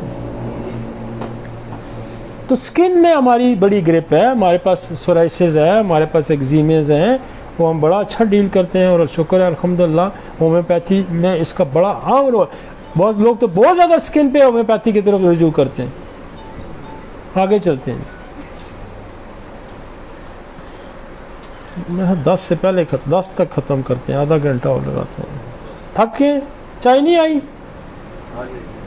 चाय आती है फिर फ्रेश अप हो जाए हैं, आ रही है। मैं गर्म हूँ, मैं बिल्कुल जनाब, आप फिक्र ना करें। मैं यकीन मैंने सुबह 5 बजे क्लिनिक से उठ के गया हूँ, सुबह 5 बजे। ये लड़के घुमाए कितने में, 4:30 पौने 5 गया हूँ ना। 4 बजे मैंने ऊपर नमाज पढ़ी और मैं 4:15 4:30 निकलूँ, घर में 4:45 पहुँचा 5 के। समझ नहीं, वो अल्लाह की मेहरबानी है। स्टेमिना है कि लोगों के साथ अच्छा करें, स्टेमिना बन जाएगा। सर ये आम विटामिन्स की जगह लोग क्या कर सकते हैं? विटामिन्स की जगह देखो, विटामिन्स का अपना रोल है, लेकिन ये काली फास है, एसिड फास है, ये लाइकोपोडियम है, ये सारे विटामिन्स की मतलब ये रोल प्ले करते हैं ना। आपकी डिजनरेशन है, ये रोल प्ले करते हैं ना। अच्छा, जहाँ दांतों के मसाइल भी आते हैं बहुत ज़्यादा, डीके, दांत ख़राब हैं, और हमारी तो थोड़ी थोड़ी ऐसी 2-4 ही दवाइयाँ दांतों के लिए। बड़ा कैरीज़ में आपको एस्टर फ्लोर बहुत अच्छा काम करती है, कैरीज़। गम्स के लिए मर्कसाल बहुत अच्छा काम करती है, गन पाउडर बड़ा अच्छा काम करती है। एनेमल उतर जाए तो एक्सरे बड़ा अच्छा काम करती है। उस पर ऊपर स्केलिंग ज़्यादा आ जाए तो बेसिलियम 200 में दें, वो बड़ा अच्छा काम करती है। इन्फेक्शियस डिजीज़ जो हैं, आपकी पस पड़ जाना, दांतों में दर्द हो जाना, सेलेशिया बहुत अच्छा काम करती है। स्टेफिस एगेरिया, दांत काले हो जाएं, उनमें गिरने जल्दी से, क्लरिकल्गेरिया फ्लोर है, सिफलिनियम है, ये सारी दवाइयाँ जो हैं ये इस जगह पे आम तौर पे जो कैरीज आती हैं, आप एसिड फ्लोर 30 में दें। आप देखें, बंदा कहेगा यार मेरे दांत बड़े मजबूत हो गए। आप मर्कसाल मसूड़, जहाँ मसूड़े बड़े ख़राब हो जाते हैं तो मर्कसाल मसूड़ों के लिए बड़ी अच्छी दवाई है। एसिड नाइट्रिक मसूड़ों की बड़ी अच्छी दवाई है। एकला लावा, यहाँ बड़ी मसूड़ों पे ग्रोथ आ जाती है, एकला लावा बड़ी अच्छी दवाई है। तो हमारे पास तो हम स्टेफिस एगेरिया के डोज दें, 2 दिन के लिए हम सलेशिया वनम देते हैं, दांत सन बेहतर हो जाता है। तो रेयर चांसेस होता है कि मैं मर्कसाल की तरफ जाऊँ या किसी और की तरफ जाऊँ। डिके में आपको सिफलिनियम गाय बगाए इस्तेमाल कर लें। एक्सरे 30 में महीने में 15 दिन बाद एक डोज दे दें तो आपके दांत जो हैं, बेसिलिनियम दांत गिरने से रोक देती है, तो बेसिलिनियम का इस्तेमाल करें। TMJ डिजीज टेम्पोरोमैंडिबुलर जॉइंट जो है, इसका जो मसला बनता है, ये जो लॉक हो जाते हैं या जो हैं, कभी लॉक हो जाते हैं, कभी एक तरफ जो मुंह खोलता है तो कड़क कड़क की आवाज़ है, हाँ ना, वो मैं और ढीला हो जाता है। ये जो होता है ना, इसको कहते हैं लॉक जा। लॉक जा में जो है ना, वो आपको जो ज़्यादा अच्छे रिज़ल्ट प्रोड्यूस करता है, नक्स फमीका और कॉस्टिकम, मैगफास। मेरे पास 3 दवाइयाँ ज़्यादा चलती हैं, मैगफास, नक्स फमीका और कॉस्टिकम। बिल्कुल बंद जो मुंह होते हैं ना, वो खुल जाते हैं। तो मैं तो बाद दफ़ा इसी तरतीब से भी दे देता हूँ, नक्स, मैग, कॉस्टिकम। कई बंद होते हैं, मुंह खुलते हैं, लेकिन मुकम्मल नहीं खुलते। हाँ, मैंने आपको बताया, एक तरफ से कड़क देखें, नक्स फमीका, मैगफास, कॉस्टिकम, ये बड़ी दवाइयाँ हैं। लॉक जा का खोलेंगे, उसमें भी मुझे अब सही याद नहीं, लेकिन मेरी तो कसरत से हम प्रैक्टिस में इसको यूज़ करते हैं।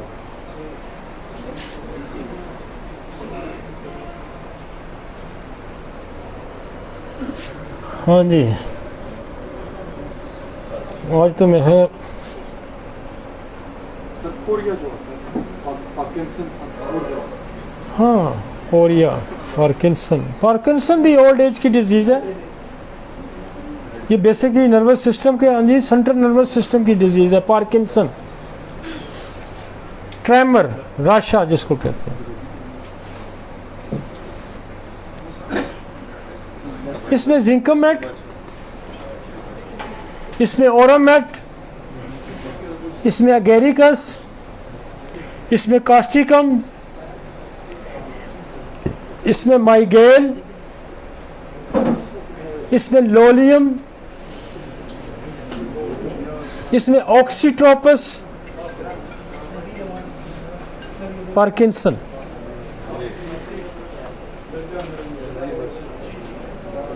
ये सारी दवाइयाँ, एगेरिकस का रोल बड़ा अच्छा है, जिंकोमेट का बड़ा रोल अच्छा है, और लोलियम, LOLIU, लोलियम।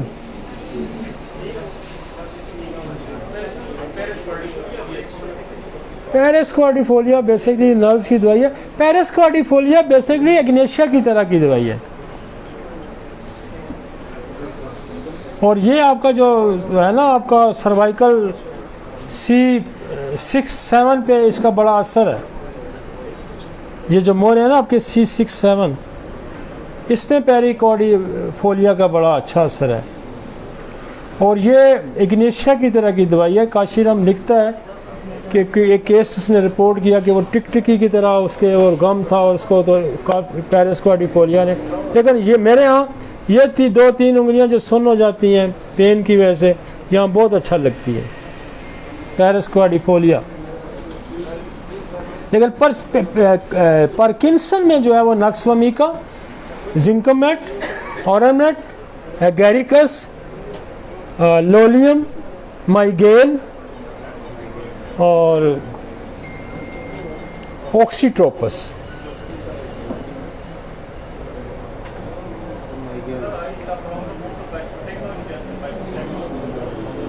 फाइसोस्टिग्मा मैंने कभी नहीं यूज़ किया।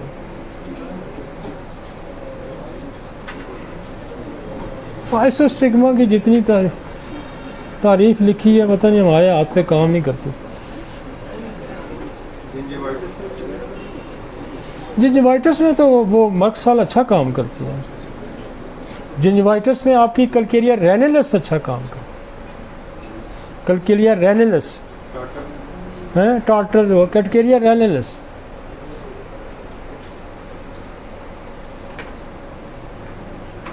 मेरे तो कई दोस्त हैं डेंटिस्ट, वो सलेशिया उन्होंने गोलियों में बना के रखी होती है इन्फेक्शन में। आगे चलते हैं, आगे चलते हैं।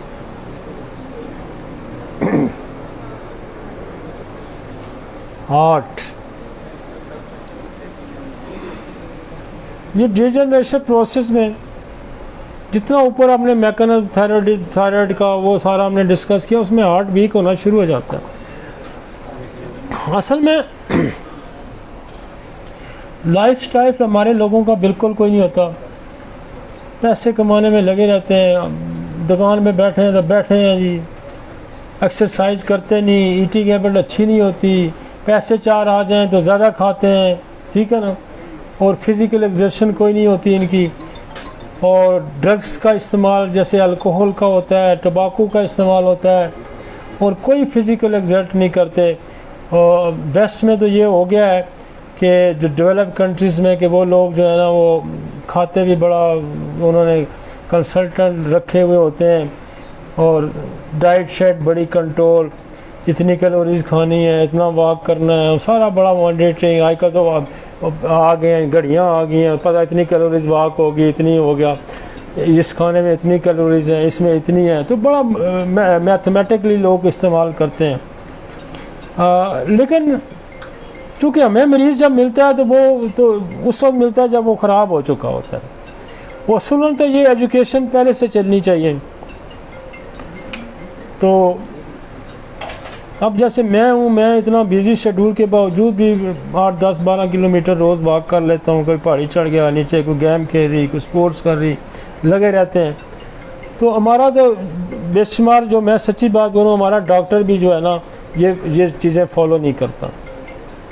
वो भी कहता है एक और, बस उधर ही बैठे बैठे कुर्सी भी अक्सर मरते हैं, ये गोली खा, वो गोली खा, एक्सरसाइज वगैरह नहीं करते। समझ आइए ना। तो लाइफ स्टाइल वैसे गोरों की तरह ही गुजारना चाहिए। गोरों का लाइफ स्टाइल अच्छा है मैक्सिमम का, मतलब वो जो है ना, सारों का तो मैं नहीं कह सकता, सारे भी कई हमसे भी मिलते जुलते हैं। हाँ हाँ हैं, पैसे से बनता है।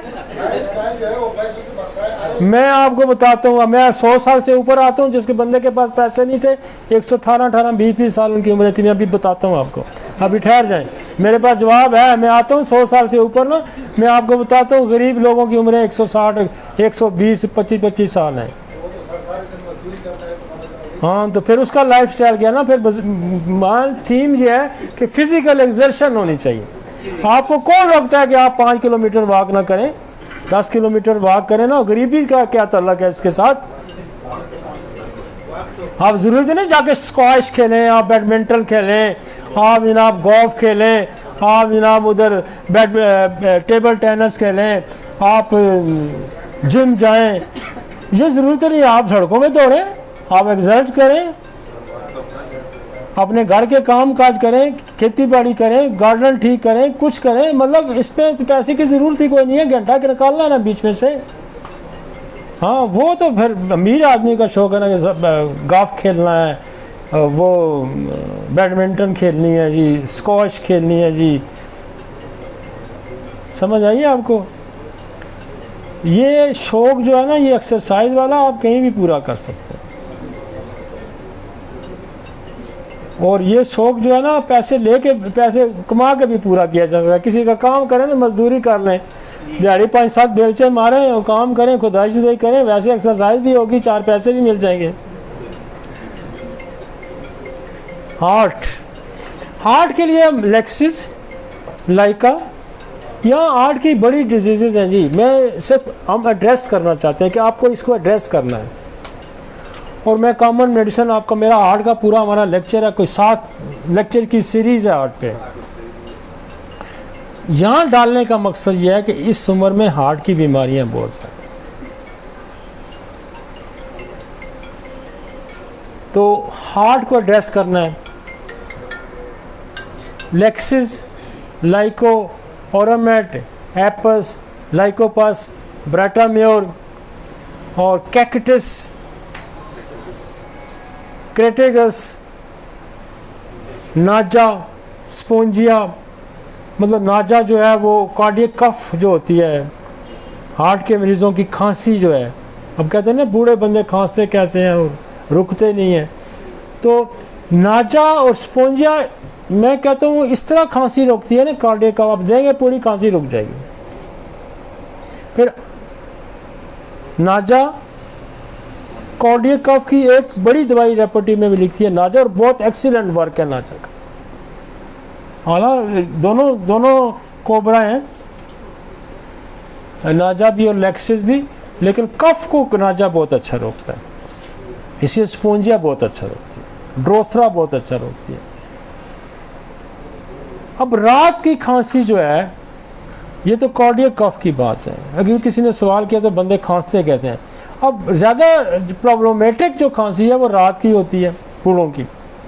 रात की लेटने के वक्त जो खांसी आती है वो है आयोसैमस की, वो है परसेटिला की, वो है स्टिक्टा की, और एक और दवाई है अरेलिया रेसिमोसा। ये रात सोने नहीं, स्पोंजिया, ड्रोसरा, ये 5-6 दवाइयाँ जो रात की खांसी की बड़ी पक्की दवाइयाँ हैं। परसेटिला लेइंग वाइल खांसी, आयोसैमस लेटने नहीं देती खांसी, अरेलिया लेटने नहीं देती खांसी। अब खांसी लेटने नहीं देती तो परसेटिला है, आयोसैमस है, स्टिक्टा है, अरेलिया है, और सांस नहीं लेटने देता। हार्ट वालों को सांस नहीं लेटने देता, लेटते हैं सांस खराब हो जाए उठ के बैठ जाते हैं।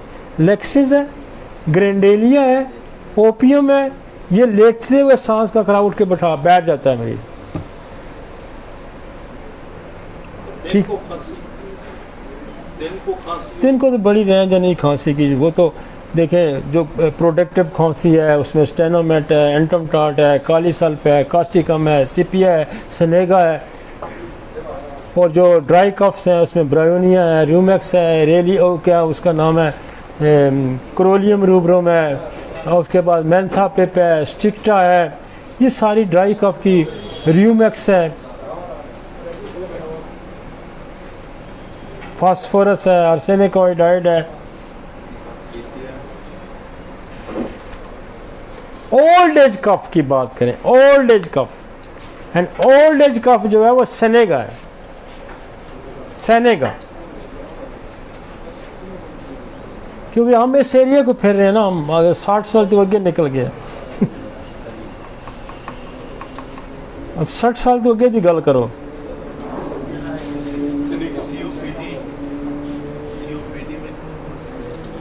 COPD मैं आता हूँ।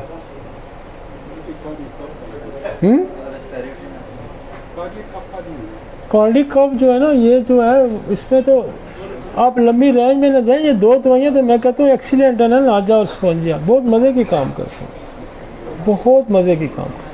एक एक डोज देते हैं, खांसी रुक जाती है, एक एक डोज।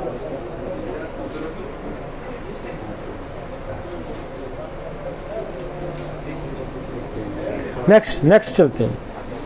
अब इसमें क्या होता है, हार्ट की बहुत कॉमनली जब इस स्टेज में जाते हैं हार्ट डायलेट हो जाता है, फैल जाता है, आर्टरीज के अंदर ब्लॉकेज आ जाती है। तो मैनेजमेंट क्या करनी होती है कि इनका जो प्रेशर है ना पानी का, वो लंग्स में आ जाता है, सांस मुश्किल हो जाता है। तो हम क्या करते हैं, एक तो हार्ट की सपोर्टिंग मेडिसिन देते हैं, जैसे लेक्सी दी, लाइको दी, ओरोमेट दी, हम साथ एप्पल देते हैं वन में, ताकि पानी की ड्रेनेज प्रेशर रिलीज़ हो जाए। और बहुत सारे मरीज़ों का कार्डियक चैम्बर जो है वो जो है लेफ़्ट वेंट्रिकल हाइपरट्रॉफी जो हो जाती है वो ठीक होनी शुरू हो जाती है और वो बेहतर होना शुरू हो जाते हैं। इसमें कोलेस्ट्रॉल लेवल जो हाई हो जाते हैं इस एज में बहुत ज़्यादा, उसमें एलियम स्टाइवा है, उसमें क्लोस्ट्रीनियम है, उसमें ब्राइटामेयर है, ये बड़ा अच्छा रोल प्ले करती है। ब्राइटा कार्ब जो है ये बड़ा अच्छा रोल प्ले करती है। अक्सर आपके पास आएंगे लोग कि जी हमारा ट्राइग्लिसराइड ज़्यादा है, जी हमारा कोलेस्ट्रॉल लेवल ज़्यादा है, तो उसमें ये दवाइयाँ जो है ना हार्ट के लिए, हार्ट की बहुत सारी मैंने जो मटीरियल मेडिका मैंने डिस्कस किया है, कार्डियक मेरा लेक्चर जो है उसमें मैंने कुछ 60-70 दवाई डिस्कस की है। आप इसको वहाँ जाके कोऑर्डिनेट कर लें, कमो बेश 60-70 दवाइयों का मैंने मटीरियल मेडिका दिया हुआ है इसमें मेरा जो हमारे हार्ट की जो सीरीज़ है उसके अंदर, और बड़ी डिटेल डिस्कस हुई है। नेक्स्ट चलते हैं जी। अब इसमें एक हम टच दे रहे हैं आपको कि इस स्टेज में ये बीमारियां होंगी, उनको कैसे आपने हैंडल करना है। आगे चलते हैं जी।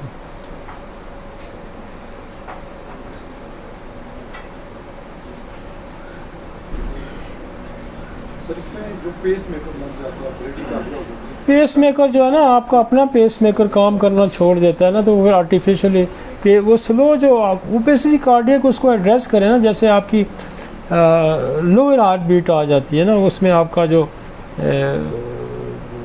उसको कहते हैं ब्रेडिकार्डिया आ जाता है। उसमें एक दवाई है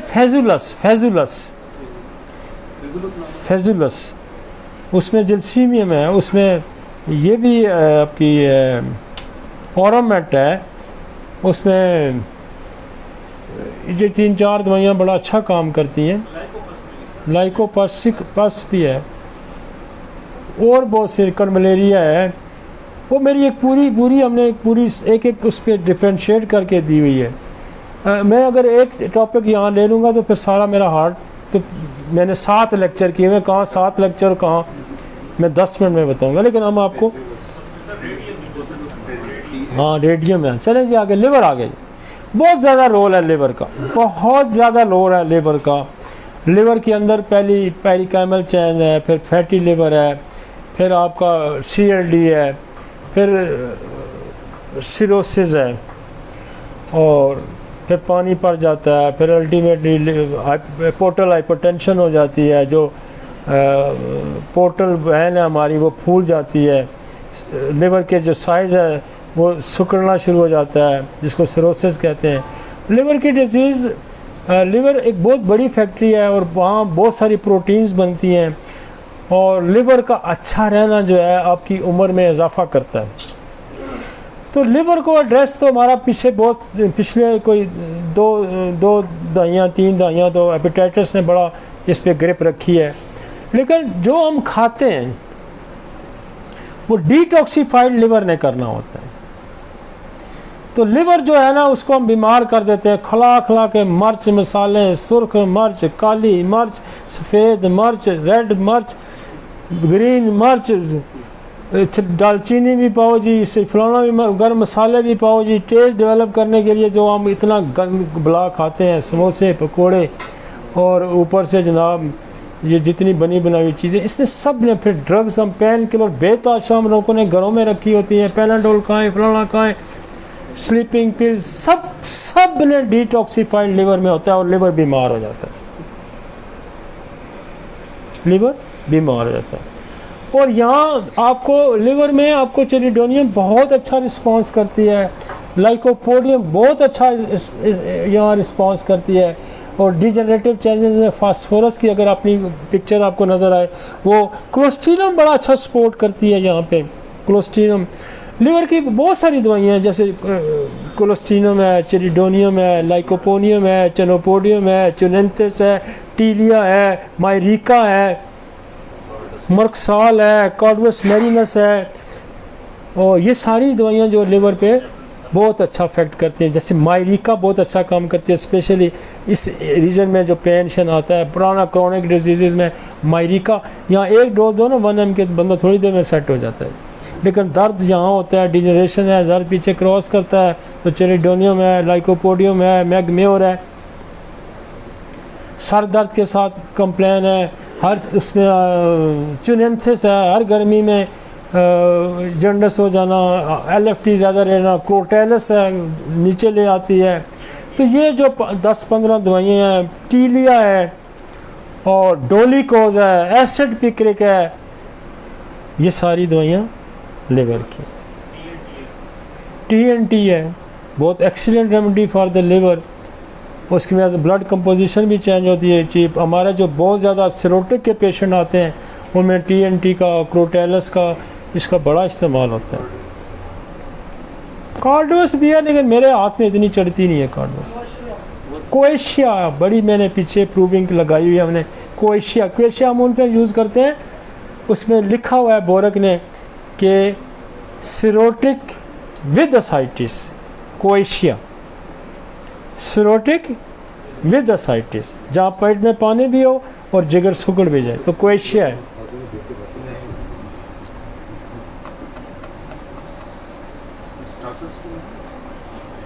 स्टोकिस लिवर की वजह से अगर एलर्जी हो जाती है, मतलब लिवर की वजह से आपको खारिश हो जाती है तो स्टोकिस है। लिवर की वजह से आपके मुंह में छाले पड़ जाते हैं तो कॉर्नस सर्सिनेटा है। तो लिवर की वजह से ड्राई इचिंग आ जाती है तो डोलिकोज है। लिवर की वजह से आपको खारिश आती है तो एसिड पिक्रिक है। तो लिवर की तो बड़ी रेंज है मेडिसिन की, और मोस्ट कॉमन जो यूज़ होती है वो मैंने आपको बता दी है।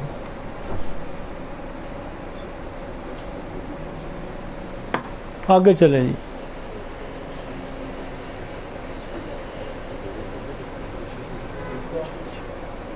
लंग्स,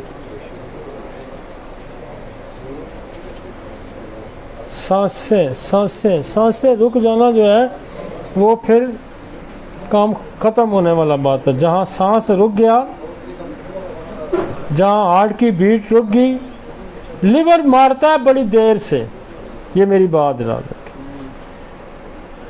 लिवर के जो मरीज़ हैं ना वो 15-20 साल मरने में लगा देते हैं। हार्ट वाले 15-20 साल नहीं लगाते, आते हुए बड़ा टाइम होता है, जब मारता है झटका लगाता है ले जाता है मिनटों में। लंग्स की डिजीज़ भी प्रोग्रेस करने में देर लगाती है, लेकिन सांस ना आना भी डेथ की तरफ ले जाता है। सांस पे जो बहुत ज़्यादा इफेक्टिव जिसने किया वो ट्यूबरक्लोसिस हिस्ट्री ने किया। लंग्स पे टीबी का बड़ा रोल था। टीबी बाद में तो ग्लैंड्स की भी आई, बोन की भी आई, लेकिन शुरू में जो टीबी डायग्नोज हुई तो लंग्स की ट्यूबरक्लोसिस थी। और लंग्स पे जो ब्रीदिंग डिफ़िकल्टी है या लंग्स के जो मसाइल हैं, अगर बहुत ज़्यादा आप सॉर्ट आउट करके कुछ चीज़ें निकाल लें तो कैंसर की हिस्ट्री बहुत ज़्यादा अफेक्ट करती है, और ट्यूबरक्लोसिस बहुत ज़्यादा अफेक्ट करता है, और साइकोसिस बहुत ज़्यादा अफेक्ट करता है। सांस के जितने मसाइल हैं, मैक्सिमम मसाइल वो ट्यूबरक्लोसिस हिस्ट्री वालों के होंगे, वो साइकोटिक हिस्ट्री वालों के होंगे। और ये जितनी भी एलर्जीज पाई जाती हैं, इसमें ट्यूबरक्लोनियम, इसमें बेसिलिनियम, इसमें ड्रोसरा, इसमें फास्फोरस, इसमें आर्सेनिक आयोडाइड, इसमें लाइकोपोडियम, इसमें चेरिडोनियम, इसमें कार्बोवेज, इसमें लेकेसिस। सांस की और बड़ी जैसे स्पोंजिया है, जैसे आपकी जो क्रोलियम रिब्रम है, आपकी जो है स्टिक्टा है, स्पोंजिया है, ये सारी दवाइयाँ जो है ना वो बेसिकली लंग्स पे इफेक्ट है। एस्पाइडोस्पर्मा है, जैसे दिल के लिए डिजिटेलस है और सांस के लिए एस्पाइडोस्पर्मा है। स्पेशली हमें बहुत ज़्यादा इसने अच्छा दिया रिज़ल्ट किसमें, रीनल फेलियर का जो फेफड़ों में पानी पड़ जाता है उसमें स्पाइडोस्पर्मा बड़ा अच्छा रोल प्ले करती है। लेकिन बेस अगर आप इसको समझना चाहते हैं तो बेस में ट्यूबरक्लोसिस है, बेस में साइकोसिस है, बेस में कार्सिनोसिस है। ठीक है जी। कोनियम का भी आपको जो मरता है कोनियम के लिए ये कोनियम का जो अल्टीमेटली डेथ होती है कोनियम की, कोनियम का भी उसमें भी जो लंग्स सीज हो सकते हैं। क्योंकि जो उसने सुकरात ने जब जहर उसको दिया गया था तो उसने कहा था कि मेरे पाँव से ताकत गई, मेरी पिंडलियों से गई, मेरे ऊपर, तो जब उस यहाँ पे पहुँचा था ना तो उसकी ब्रीदिंग सीज हो गई थी। तो अल्टीमेटली कोनियम ने लंग्स पे अटैक किया। तो लंग्स से मारती है कोनियम भी लंग्स से मारता है, जैसे कोरोना लंग्स से मारता है, कोरोना भी लंग्स से मारता है। साइकोसिस का लंग्स ख़राब होकर मरता है और टीबी का लंग्स ख़राब होकर। ठीक है जी, बेस समझने की कोशिश करें, दवाइयाँ आपके पास निकल आएंगी। ठीक है जी। नेक्स्ट, हमने भी दरिया जो है ना वो कूजे में बंद करें। बिल्कुल ये पूरी लाइफ की कहानी में 3-4 घंटे के लेक्चर में हमने खींच के लाए हैं। ठीक है ना जी।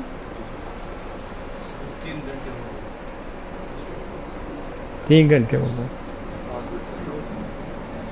अभी हमें केस टेकिंग नहीं आती, नहीं आती। यही कहा जाता है ना, इसको केस टेकिंग नहीं आती।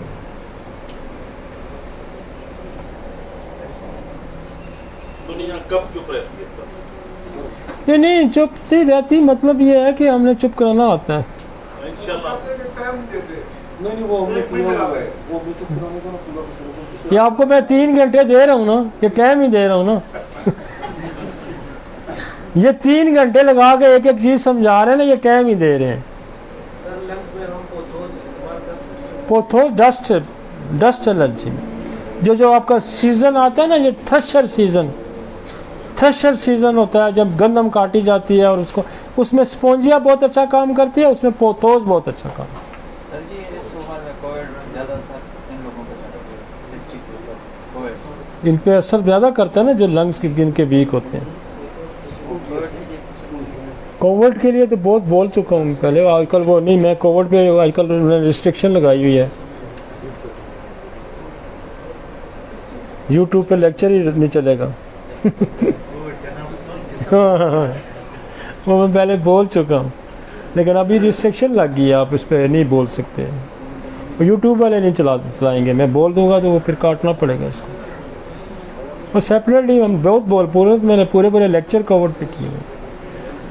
डिजेस्टिव सिस्टम,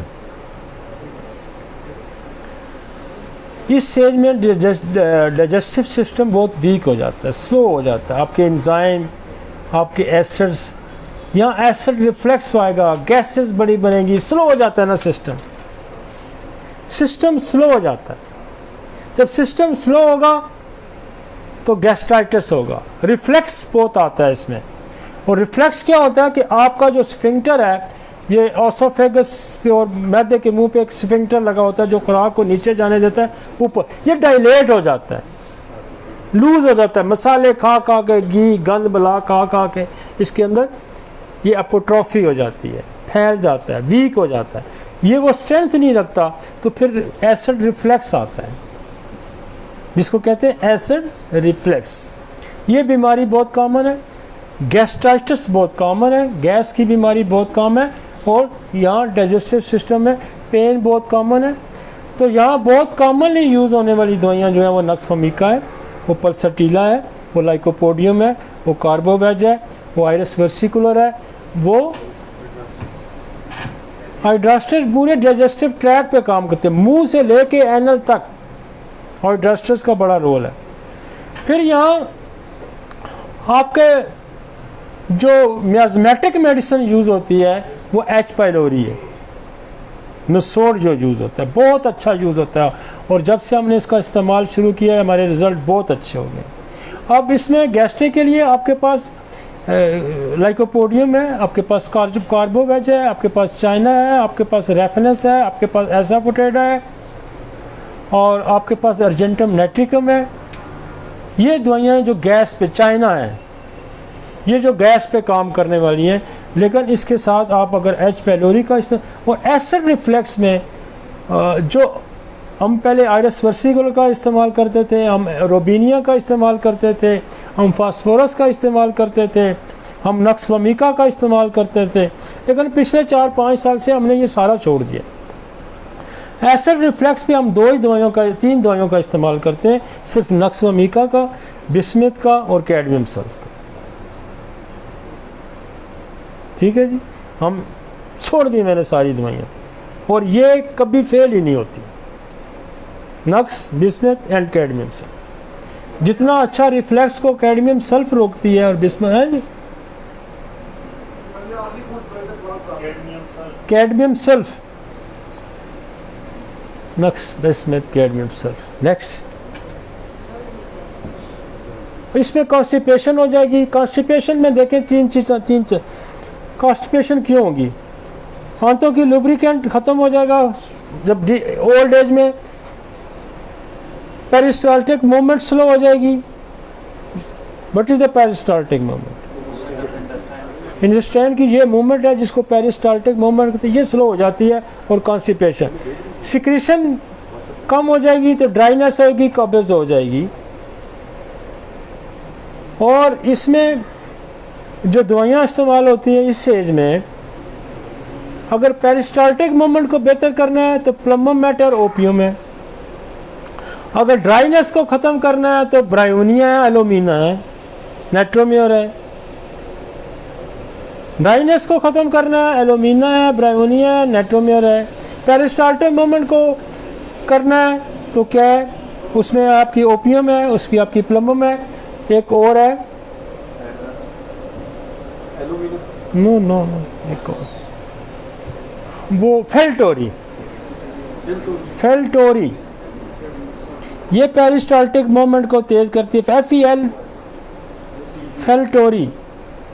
ये पेरिस्टाल्टिक मूवमेंट को, ओपियम बहुत अच्छा ठीक करती है, प्लम्बोमेट बहुत करती है। और एक और दवाई है जो दोनों काम बहुत अच्छा करती है, वो एस्टेज रूब्रम है। एक और दवाई है लेकडेफ, वो अच्छा काम करती है, लेकिन ओल्ड एज में आपकी एस्टेज रूब्रम क्लास की, हाइड्रोस्टस क्लास की, आपको स्टोमक, डाइजेस्टिव, ऊपर से माउथ से लेकर एनल तक कैंसर को हाइड्रोस्टस बहुत अच्छा ट्रीट करती है।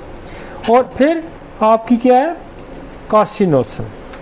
क्रॉनिक कॉन्स्टिपेशन में कार्सिनोसन है, क्रॉनिक कॉन्स्टिपेशन में हाइड्रोस्टस है, एस्टेज रूब्रम है, एलोमीना है, ब्रायोनिया है, ओपियम है, प्लम्बम है। ठीक है जी, नेक्स्ट चलते हैं।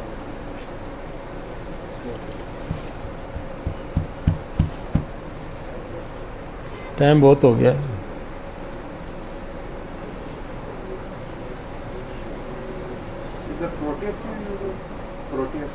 प्रोटीस में नहीं देती। लक्ष्य लाओ जी, खा के कितनी? सर नेक्स्ट पे रख लें सर, जल्दी नहीं खत्म करना सर। एक दो रह गई। एक दो रह गई, चलो जी ले आइए, 1-2 रह गई जी। यार इसको ख़त्म करते हैं ना आज, थोड़ा सा रह जाएगा फिर वो पूरा लेक्चर खा जाएगा। इम्पोटेंसी, इसको मैं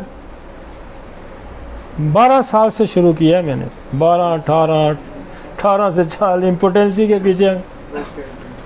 हाँ, प्रोस्टेट एनलार्जमेंट। अच्छा, प्रोस्टेट इस एज में बड़ा मसला है जी प्रोस्टेट का। What is the prostate gland? Prostate gland जो है ना, वो इस तरह का, जैसे आप ले लें नाशपाती है या आप ले लें सेब है, उसके अंदर एक नलकी गुजार दे, यूरेथ्रा उसके अंदर से गुजर रहा है यूँ। अब प्रोस्टेट जब इनलार्ज होता है तो ये यूरेथ्रा को यूँ स्क्वीज कर देता है। यूरेथ्रा यूँ, ये है प्रोस्टेट, इसके अंदर से यूरेथ्रा गुजर रहा है। ब्लैडर से शुरू होता है, प्रोस्टेट को क्रॉस करता है और आगे उसके पेनिस के अंदर आ जाता है। अब प्रोस्टेट जब ये सिक्रीट करता है जो फैसिलिटेट करता है स्पर्म को, जो व्हीकल है स्पर्म को फैसिलिटेट करता है, उसको लिब्रिकेट करता है और उसको अपने मुकाम तक पहुंचाना है। ये इसका रोल है, फंक्शन जो है प्रोस्टेट का। अब होता यह है कि ये जो सिक्रीशन निकाल करके इसके अंदर हाइपोट्रॉफी हो जाती है। जब फैल जाएगा ना, ऐसे फैलता जाएगा तो जो अंदर से यूं नाली आ रही है यूरेथ्रा, इसको यूज की दबा देगा, दबा के यहाँ पेशाब को बंद कर देता। अब एलोपैथी में क्या किया जाता है कि इधर से उन्होंने राड लेके जाते हैं, बर्मा समझते हैं ना, साक करना, ये जाके ना वहाँ जाके जहाँ प्रोस्टेट पे जहाँ पहुँचता है ना, वहाँ बर्मा चलाते हैं अंदर,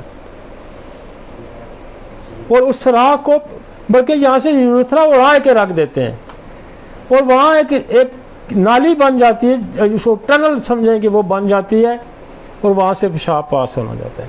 हम क्या करते हैं कि इसकी हाइपोट्रॉफी को हम मेडिसिन से रिड्यूस करते हैं, और ये जो प्रेशर आया होता है यूरेथ्रा पे, ये रिलीज़ होना शुरू होता है। इसमें देखें बहुत बड़ी जो दवाई है हमारी, वो फेरम पिक्रिक है,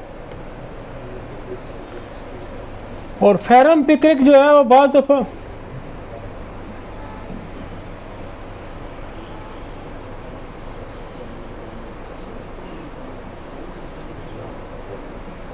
जी सर अस्सलाम वालेकुम।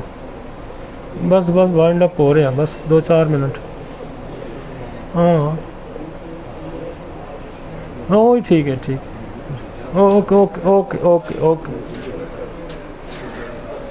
तो समझ आइए व्हाट इज़ अ प्रोस्टेट, समझ आ गई ना जी। ये प्रोस्टेट है, इसके अंदर से यूं नाली गुजार दे, ये ब्लैडर से आ रही है, इसके अंदर आ रही, ये जो हिस्सा होता है ना जो प्रोस्टेट के अंदर यूरेथ्रा को, इसको उन्होंने ड्रिल करके इसको खोल देना होता है। इसलिए बहुत दफ़ा किसी को फिर साल 6 महीने बाद फिर प्रॉब्लम हो गया, फिर उसको ड्रिल करते हैं।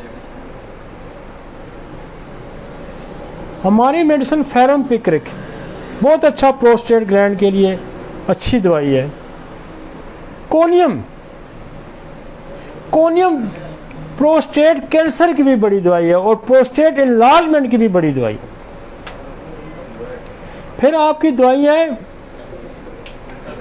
सेबल सेलोटा, बहुत अच्छा काम करती है। फिर आपकी दवाई है डिजिटेलस, थूजा, ब्राटाकार्ब, चीमाफिला,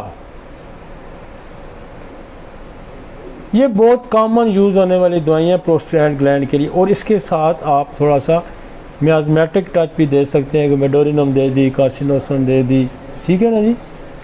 हम तो इस तरह करते हैं जी, फेरम पिक्रिक CM की एक ही डोज दे देते हैं, सेबल हम CM में दे के फिर 200 पे आ जाते हैं, डिजिटेलस हम 200 की डोज दे देते हैं। तो उससे जो है ना बेशुमार कैथेराइड्स पेशेंट जो होते हैं ना, उनका ये उतर जाता है कैथेराइड। हाँ PSA जो है ना बेसिकली वो तो प्रोस्टेट कैंसर हो गया ना, तो उसमें PSA जो प्रोस्टेट स्पेसिफिक एजेंट इसको कहते हैं, antigen, prostate specific antigen PSA। ये बेसिकली 4.5 इसकी नॉर्मल रेंज होती है, लेकिन कैंसर में ये इंक्रीज़ करता जाता है। और इसके लिए जो यही दवाइयों का ग्रुप चलेगा, कोनियम इसकी बहुत बड़ी दवाई है, थूजा इसकी बहुत बड़ी दवाई है। तो हमारे बेशुमार पेशेंट जो हैं प्रोस्टेट कैंसर के, वो अगर PSA 15 है, 20 है, 50 है, 100 है, इससे भी ज़्यादा आया होता है, तो इसी सीक्वेंस से हम कार्सिनोसन में डोरिनम लगा के यही दवाइयाँ लगाते हैं, तो वो 2, 4, 6 हफ्तों में ही PSA जो है नीचे आ जाता है।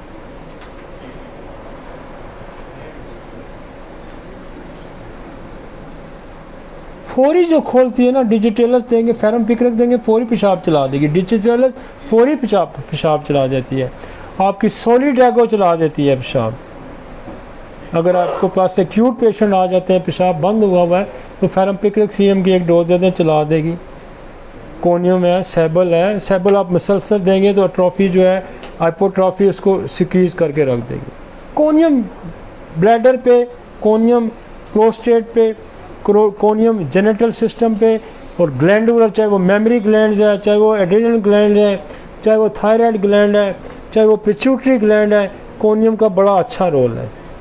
आगे जी, और क्या रह गए? हाँ जी, impotency is a big subject, और बूढ़ों को तंग भी यही करती है ज़्यादा। दिल खराब हो गया कोई फ़र्क नहीं पड़ता, दांत गिर गए कोई फ़र्क नहीं पड़ता, चल नहीं सकते कोई फ़र्क नहीं पड़ता, लेकिन इम्पोटेंसी जो है वो उनको परेशान करती है। तो impotency in the old age, lycopodium is a great remedy, great में कर, इसके लिए ग्रेट का लफ्ज़ में, ग्रेट रेमेडी, बहुत बड़ी दवाई है लाइकोपोडियम, और डिजनरेशन की भी बहुत बड़ी दवाई है। मुझे कभी लाइकोपोडियम ने, हम इसको लिवर में देते हैं, हम इसको लंग्स में देते हैं, हम इसको हार्ट में देते हैं, हम इसको डाइजेस्टिव सिस्टम में देते हैं, हम इसको ब्रेन में देते हैं, हम इसको इम्पोटेंसी में यूज़ करते हैं। ये बहुत मज़े की दवाई है। हम इसको किडनी में यूज़ करते हैं। लाइकोपोडियम इंसान की गम गुसार है, मर्दों की स्पेशली, मर्दों की स्पेशली। मैं बड़े बड़े किस्से आपको सुनाऊंगा, मैं हैरान हो जाए। मेरा एक दोस्त है, उसका जो है ना मामा आ गया कनाडा से, तो वो जाए ना, तो मुझे कहने लगा यार कोई दवाई तक करना है, चला जाए। वो मामा मुझसे दवाई शवाई लेता था, मैंने उसको लाइकोपोडियम दे दी CM की। मुझे दूसरे दिन उसकी कॉल आ गई, कहता यार दवाई ने बड़ा काम किया पर काम बड़ा उलट हो गया। मैं कहा क्या हो गया? कहना रात को फ़ोन कर रहा था, जो हमारी मामी है ना वो कनाडा में होती, तो कहती है कल पहली फ़्लाइट से तूने आना है। तो lycopodium is a excellent remedy, lycopodium is the excellent remedy for the well impotency. लोग कहते हैं काम नहीं करती, मैं कहता काम करती। लाइको से काम लेना होता है आपने। लाइको काम नहीं कर रही तो आप सल्फर दे दें, काम करेगी। लाइको काम कर रही है, आपके साथ इसको आयोडीन लगाएं, काम करेगी। लाइको काम नहीं करी, इसके साथ एग्नस डोले, काम करेगी। लाइको के साथ सिलीनियम काम करेगी। लाइको के साथ ओनोसमोडियम काम करेगी। लाइको के साथ एसिड फास्ट काम करेगी। ये इसकी बड़ी दवाइयों से दोस्ती है। एग्नेस के साथ टच करें ना रिलेशनशिप, उसके साथ भी काम करती है। सिलीनियम के साथ काम करती है, आयोडीन के साथ काम करती है, एसिड फास्ट के साथ काम करती है, काली फास्ट के साथ काम करती है, ओरोमेड के साथ काम करती है, चेलिडोनियम के साथ काम करती है। लाइकोपोडियम बेशुमार, अगर इसकी रिलेशनशिप देखें तो ये कितनी दवाइयों के। लाइको से काम लेना है आपने, नहीं काम करती इसको हेल्प आउट करें, सल्फर दें, काम चल जाएगा। इसके साथ आप जलसीम लगा दें, काम चल जाएगा। इसके साथ स्टेफिस एगेरिया जाए, काम चल जाएगा। ठीक है जी। बाकी दवाइयाँ भी तो मैं कर गया हूँ साथ।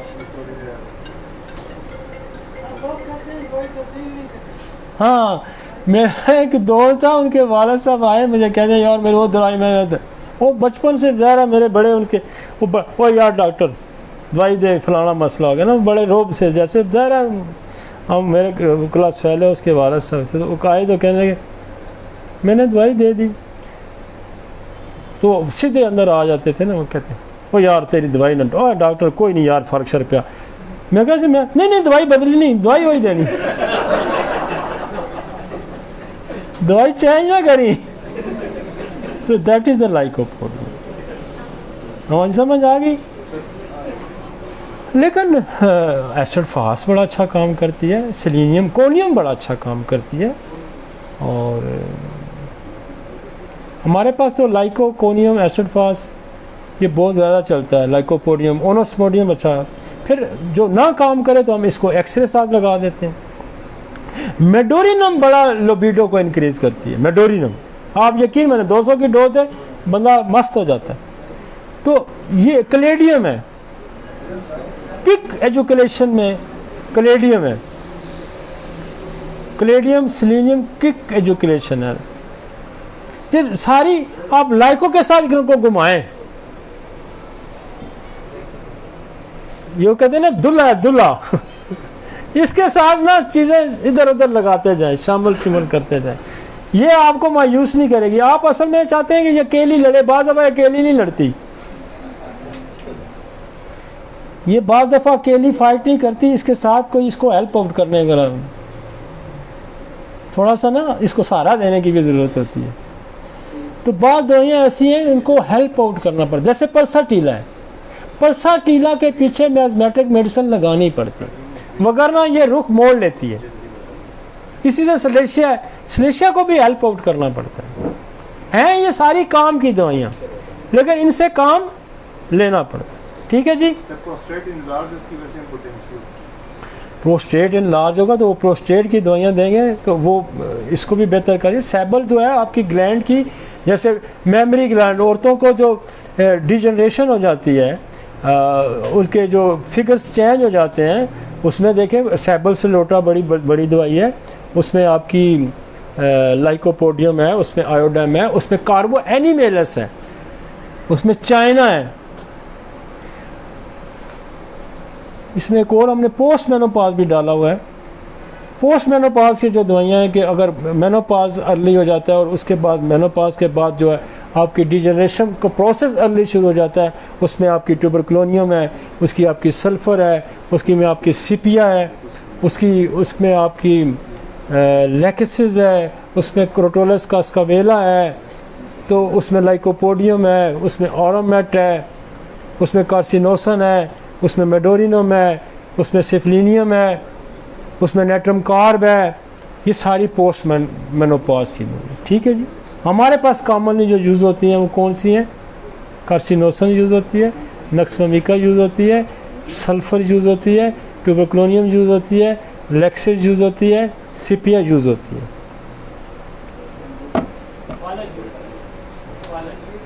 फाले में न्यूरोलॉजी कर के आया हूँ।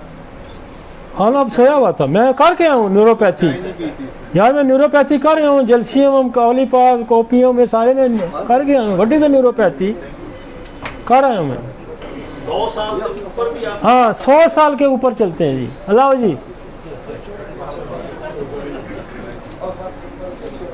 हो गया ना, दवाइयाँ बोल गया था मैं। लेक्सिस लाइको है 100 साल के बाद मुझे एक्सपीरियंस, कुछ लोगों से मेरे इंटरव्यू हुए और मेरी उनसे दोस्ती भी रही, मेरी गप्पे शप्पे हैं। मेरे साथ एक बंदा ट्रैक करता है, वो 98 अबव है, अभी हो गया होगा 100 का। हमारे साथ ट्रैक करता है, 40 किलोमीटर ट्रैक करता है, 40 किलोमीटर। मैं कई दफ़ा आधे रास्ते से हम इधर से चढ़े नूरपुर शाह से, पीर सुहा गए, हम आके ना मनाल से नीचे उतरे।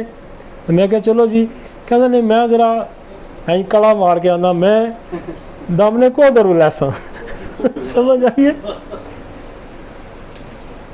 ये मेरे अपने दादे की उम्र 125 साल थी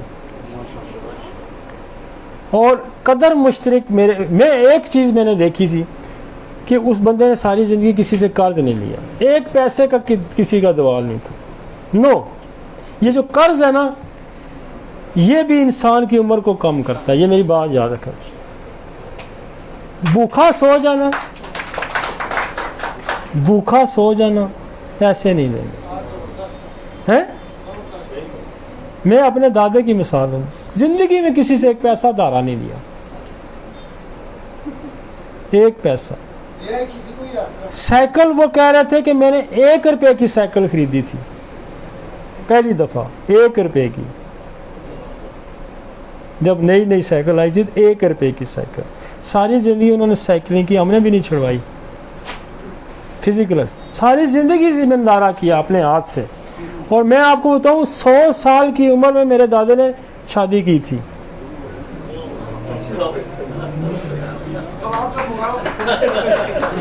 तो मैं आपको इसलिए बूस्ट अप कर रहा हूँ कि यार उम्र जो है उसको सेट किया जा सकता है।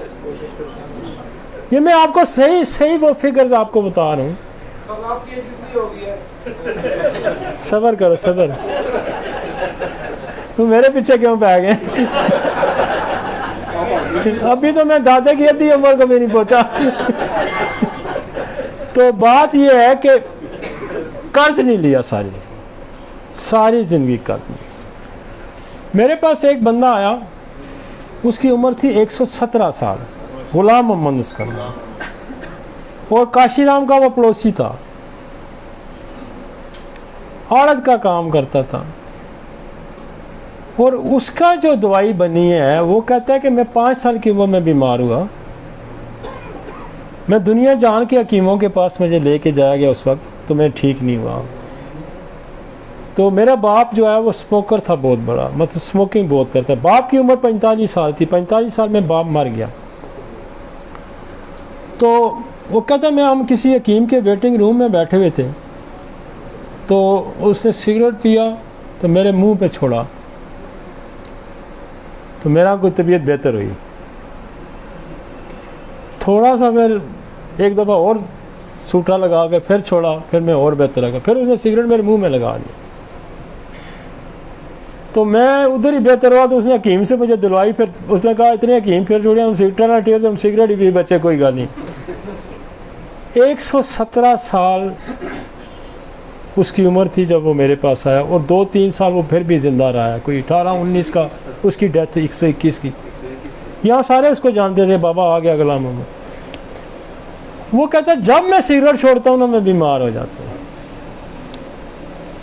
जब मैं सिगरेट छोड़ता हूँ मैं बीमार हो जाता हूँ। तो उसके बच्चे कहते थे जिस बाबे ने, मैं कह रहा बाबे ने अगर तुसी और 2-4 साल जीना रहने देंगे तो पीन दो उसने सिगरेट। सिगरेट तम्बाकू जो है वो देखें उसकी दवाई थी। इंसान इतना कॉम्प्लिकेटेड है, कहाँ उसके बाप को 45 साल का मार दिया और कहाँ उसको 119, 20, 21 साल तक ले गए।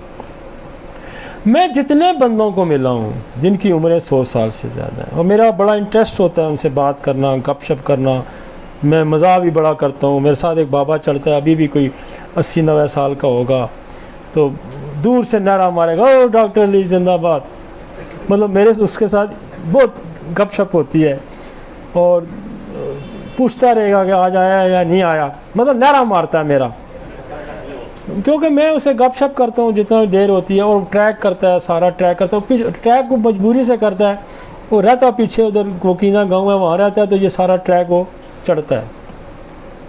फिर मैं उसको रास्ते में काम भी लगा देता हूँ, कभी थोड़े फिर पैसे दिए उसको मैंने, तो वो क्या करता है, वो झाड़ियाँ शाड़ियाँ काटता रहता है, ये वो इस तरह भी काम में करवाता रहता हूँ। तो जो और बहुत सारे लोगों को मिला हूँ मैं जिनकी उम्रें 100 साल से ज़्यादा, उनमें एक कदर मुश्तरक है, सारे मैक्सिमम गरीब हैं, मैक्सिमम गरीब हैं। मैक्सिमम को ये पता है कि हमारी इतनी ज़मीन है, इतना काम है, इतना मैंने करना है, और इससे ज़्यादा उनकी कोई लालच नहीं है। ग्रीडी नहीं, no greediness, there is no greediness. One dish है, उन सब में एक मुश्तरक है कि एक वक्त में एक डिश का इस्तेमाल, और मैक्सिमम चटनी, साग, लस्सी, सूखी रोटी, ये उसका इस्तेमाल है। और ये वो एक लेसन है ओल्ड एज का, ज़्यादा उम्र करने का, कि आप अपनी हवस को कम करें, आप अपने अंदर बोझ, कर्ज का बोझ ना डालें, कम खाएं, जिस्मानी मशक्क़त करें, और लोगों के साथ ज़्यादती ना करें। तो मैं ये समझता हूँ कि वो जो एनवायरमेंटल मसाइल हैं, जो वो काजेटिव फैक्टर है, मियाज़मेटिक फैक्टर अगर आप एड्रेस कर लेते हैं तो आप हर शख्स की उम्र बढ़ा सकते हैं। ठीक है जी। वो कहते हैं old age only comes when there is no hope in the heart. जब उमंग आपकी जवान होगी तो आप पूरे नहीं। हाँ, बेसिकली माइंड केमिस्ट्री बहुत ज़्यादा आम है। आपका जो दिमाग है वो दिमाग आपका कितना अच्छा है और दिमाग पे बोझ कितना कम है। देखें ना, माइंड को मैंने कहा कि माइंड पे बोझ कितना कम है। अगर ज़िंदगी की फेलियर्स हैं तो दिमाग पे बोझ ज़्यादा है, ज़िंदगी की अचीवमेंट है तो बोझ। लेकिन अगर आप अपने आप को एडजस्ट कर लेते हैं, अब मैं ये कहूँ कि मैं रात को भी हमने कोई 350 350 मरीज़ देखा होगा, 300 कुछ नंबर लगे हुए हैं और 40-50 तो वैसे होंगे। हमने कभी मरीज़ को रिफ्यूज़ नहीं किया, हमने कभी इस बात पे रिफ्यूज़ नहीं किया कि तूने हमें पैसे नहीं दिए। पहले हम पैसे लेते ही बाद में पहले नुस्खा लिखते हैं। अगर आप पैसे पहले लेंगे और मरीज़ को बाद देखेंगे, मैं आपको बताऊं, एक तो शफा भी नहीं होगी और आपके जहन पे बोझ होगा। ये बुनियादी कुछ चीज़ें हैं जिनको आपने एड्रेस करना है। मरीज़ को ठीक करने का आप गुर ढूंढें, पैसे कमाने का गुर ना ढूंढें। पैसे आपकी टेबल पे लोगों ने फेंकने। जब मरीज़ ठीक होगा ना, यकीन माने, मुझे लोग कहते हैं कितने लेने हैं, बोलें। मैंने कहा नहीं, ये 300 ही लेना है, ज़्यादा नहीं लेना। मैं क्या हमें मैं क्या जो है ना, वो हज़म ही नहीं होता ज़्यादा। वो मेरा दोस्त है ना उस्मान, वो भी कहता है मुझे ज़्यादा हज़म नहीं होता। हमें भी ज़्यादा हज़म नहीं होते, लेकिन हम इतने लेके भी शहर के जो बड़े पैसे लेने वाले प्रैक्टिशनर हैं, मैं उनसे ज़्यादा कमाता हूँ।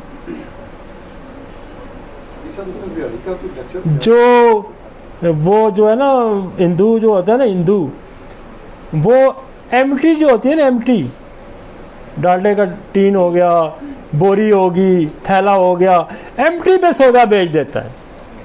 और एमटी भी जो है ना वो सैकड़ों रुपए की बेच देता है। समझ आई है ना? तो हमें कुछ चीज़ें जो है ना, वो वैसे इंसान की उम्र कम होने में एक तो मियाज़मेटिक का बड़ा रोल है। ये 1000 साल से नीचे तभी आया है, मियाज़मेटिक का बड़ा रोल है। और फिर चूँकि ये ग्रीडी है, लालची है, और लालच फिर तो जो बहुत ज़्यादा जो सही इंसान खुदा ने दुनिया में भेजा, देखे ना अम्मा अवाब ने भी जाके ना गंदम का दाना खा लिया था जबकि उसको मना किया गया था। तो जिस चीज़ से आपको मना किया जाता है, ये अल्लाह की मखलूक जो है ना उसी चीज़ की तरफ दौड़ती है। तो ये ज़िंदगी मैंने यही सीखा है कि आप अपने जो है ना, ये जो बोझ है अपने ऊपर से, इसको कम करें और कल का काम आज ही ख़त्म करें। मेरे को 10 बाद दफ़ा होता है, मेरे पास रश पड़ा होता है, मैं कोई 150 सीट ऐसे ही फेंक के चला जाता हूँ, लेकिन मैं रात ख़त्म किए बगैर कभी घर नहीं गया। उनको आके एंट्री ज़रूर करता हूँ कि ताकि कल के लिए ना पड़े रहे। तो जो काम आप करें वो, आपने नमाज नहीं पढ़ी तो आप पे बोझ रहेगा। आपने किसी का कर्ज लिया, जब तक नहीं दिया आप पे बोझ रहेगा। आपने किसी रिश्तेदार के साथ ज्यादती की, वो आप पे बोझ रहेगा। तो इस बोझ को भी कम करें तो ब्रेन थोड़ा सा अच्छा हो जाता है। ठीक है जी, थैंक यू वेरी मच। ठीक है जी, थैंक यू वेरी मच।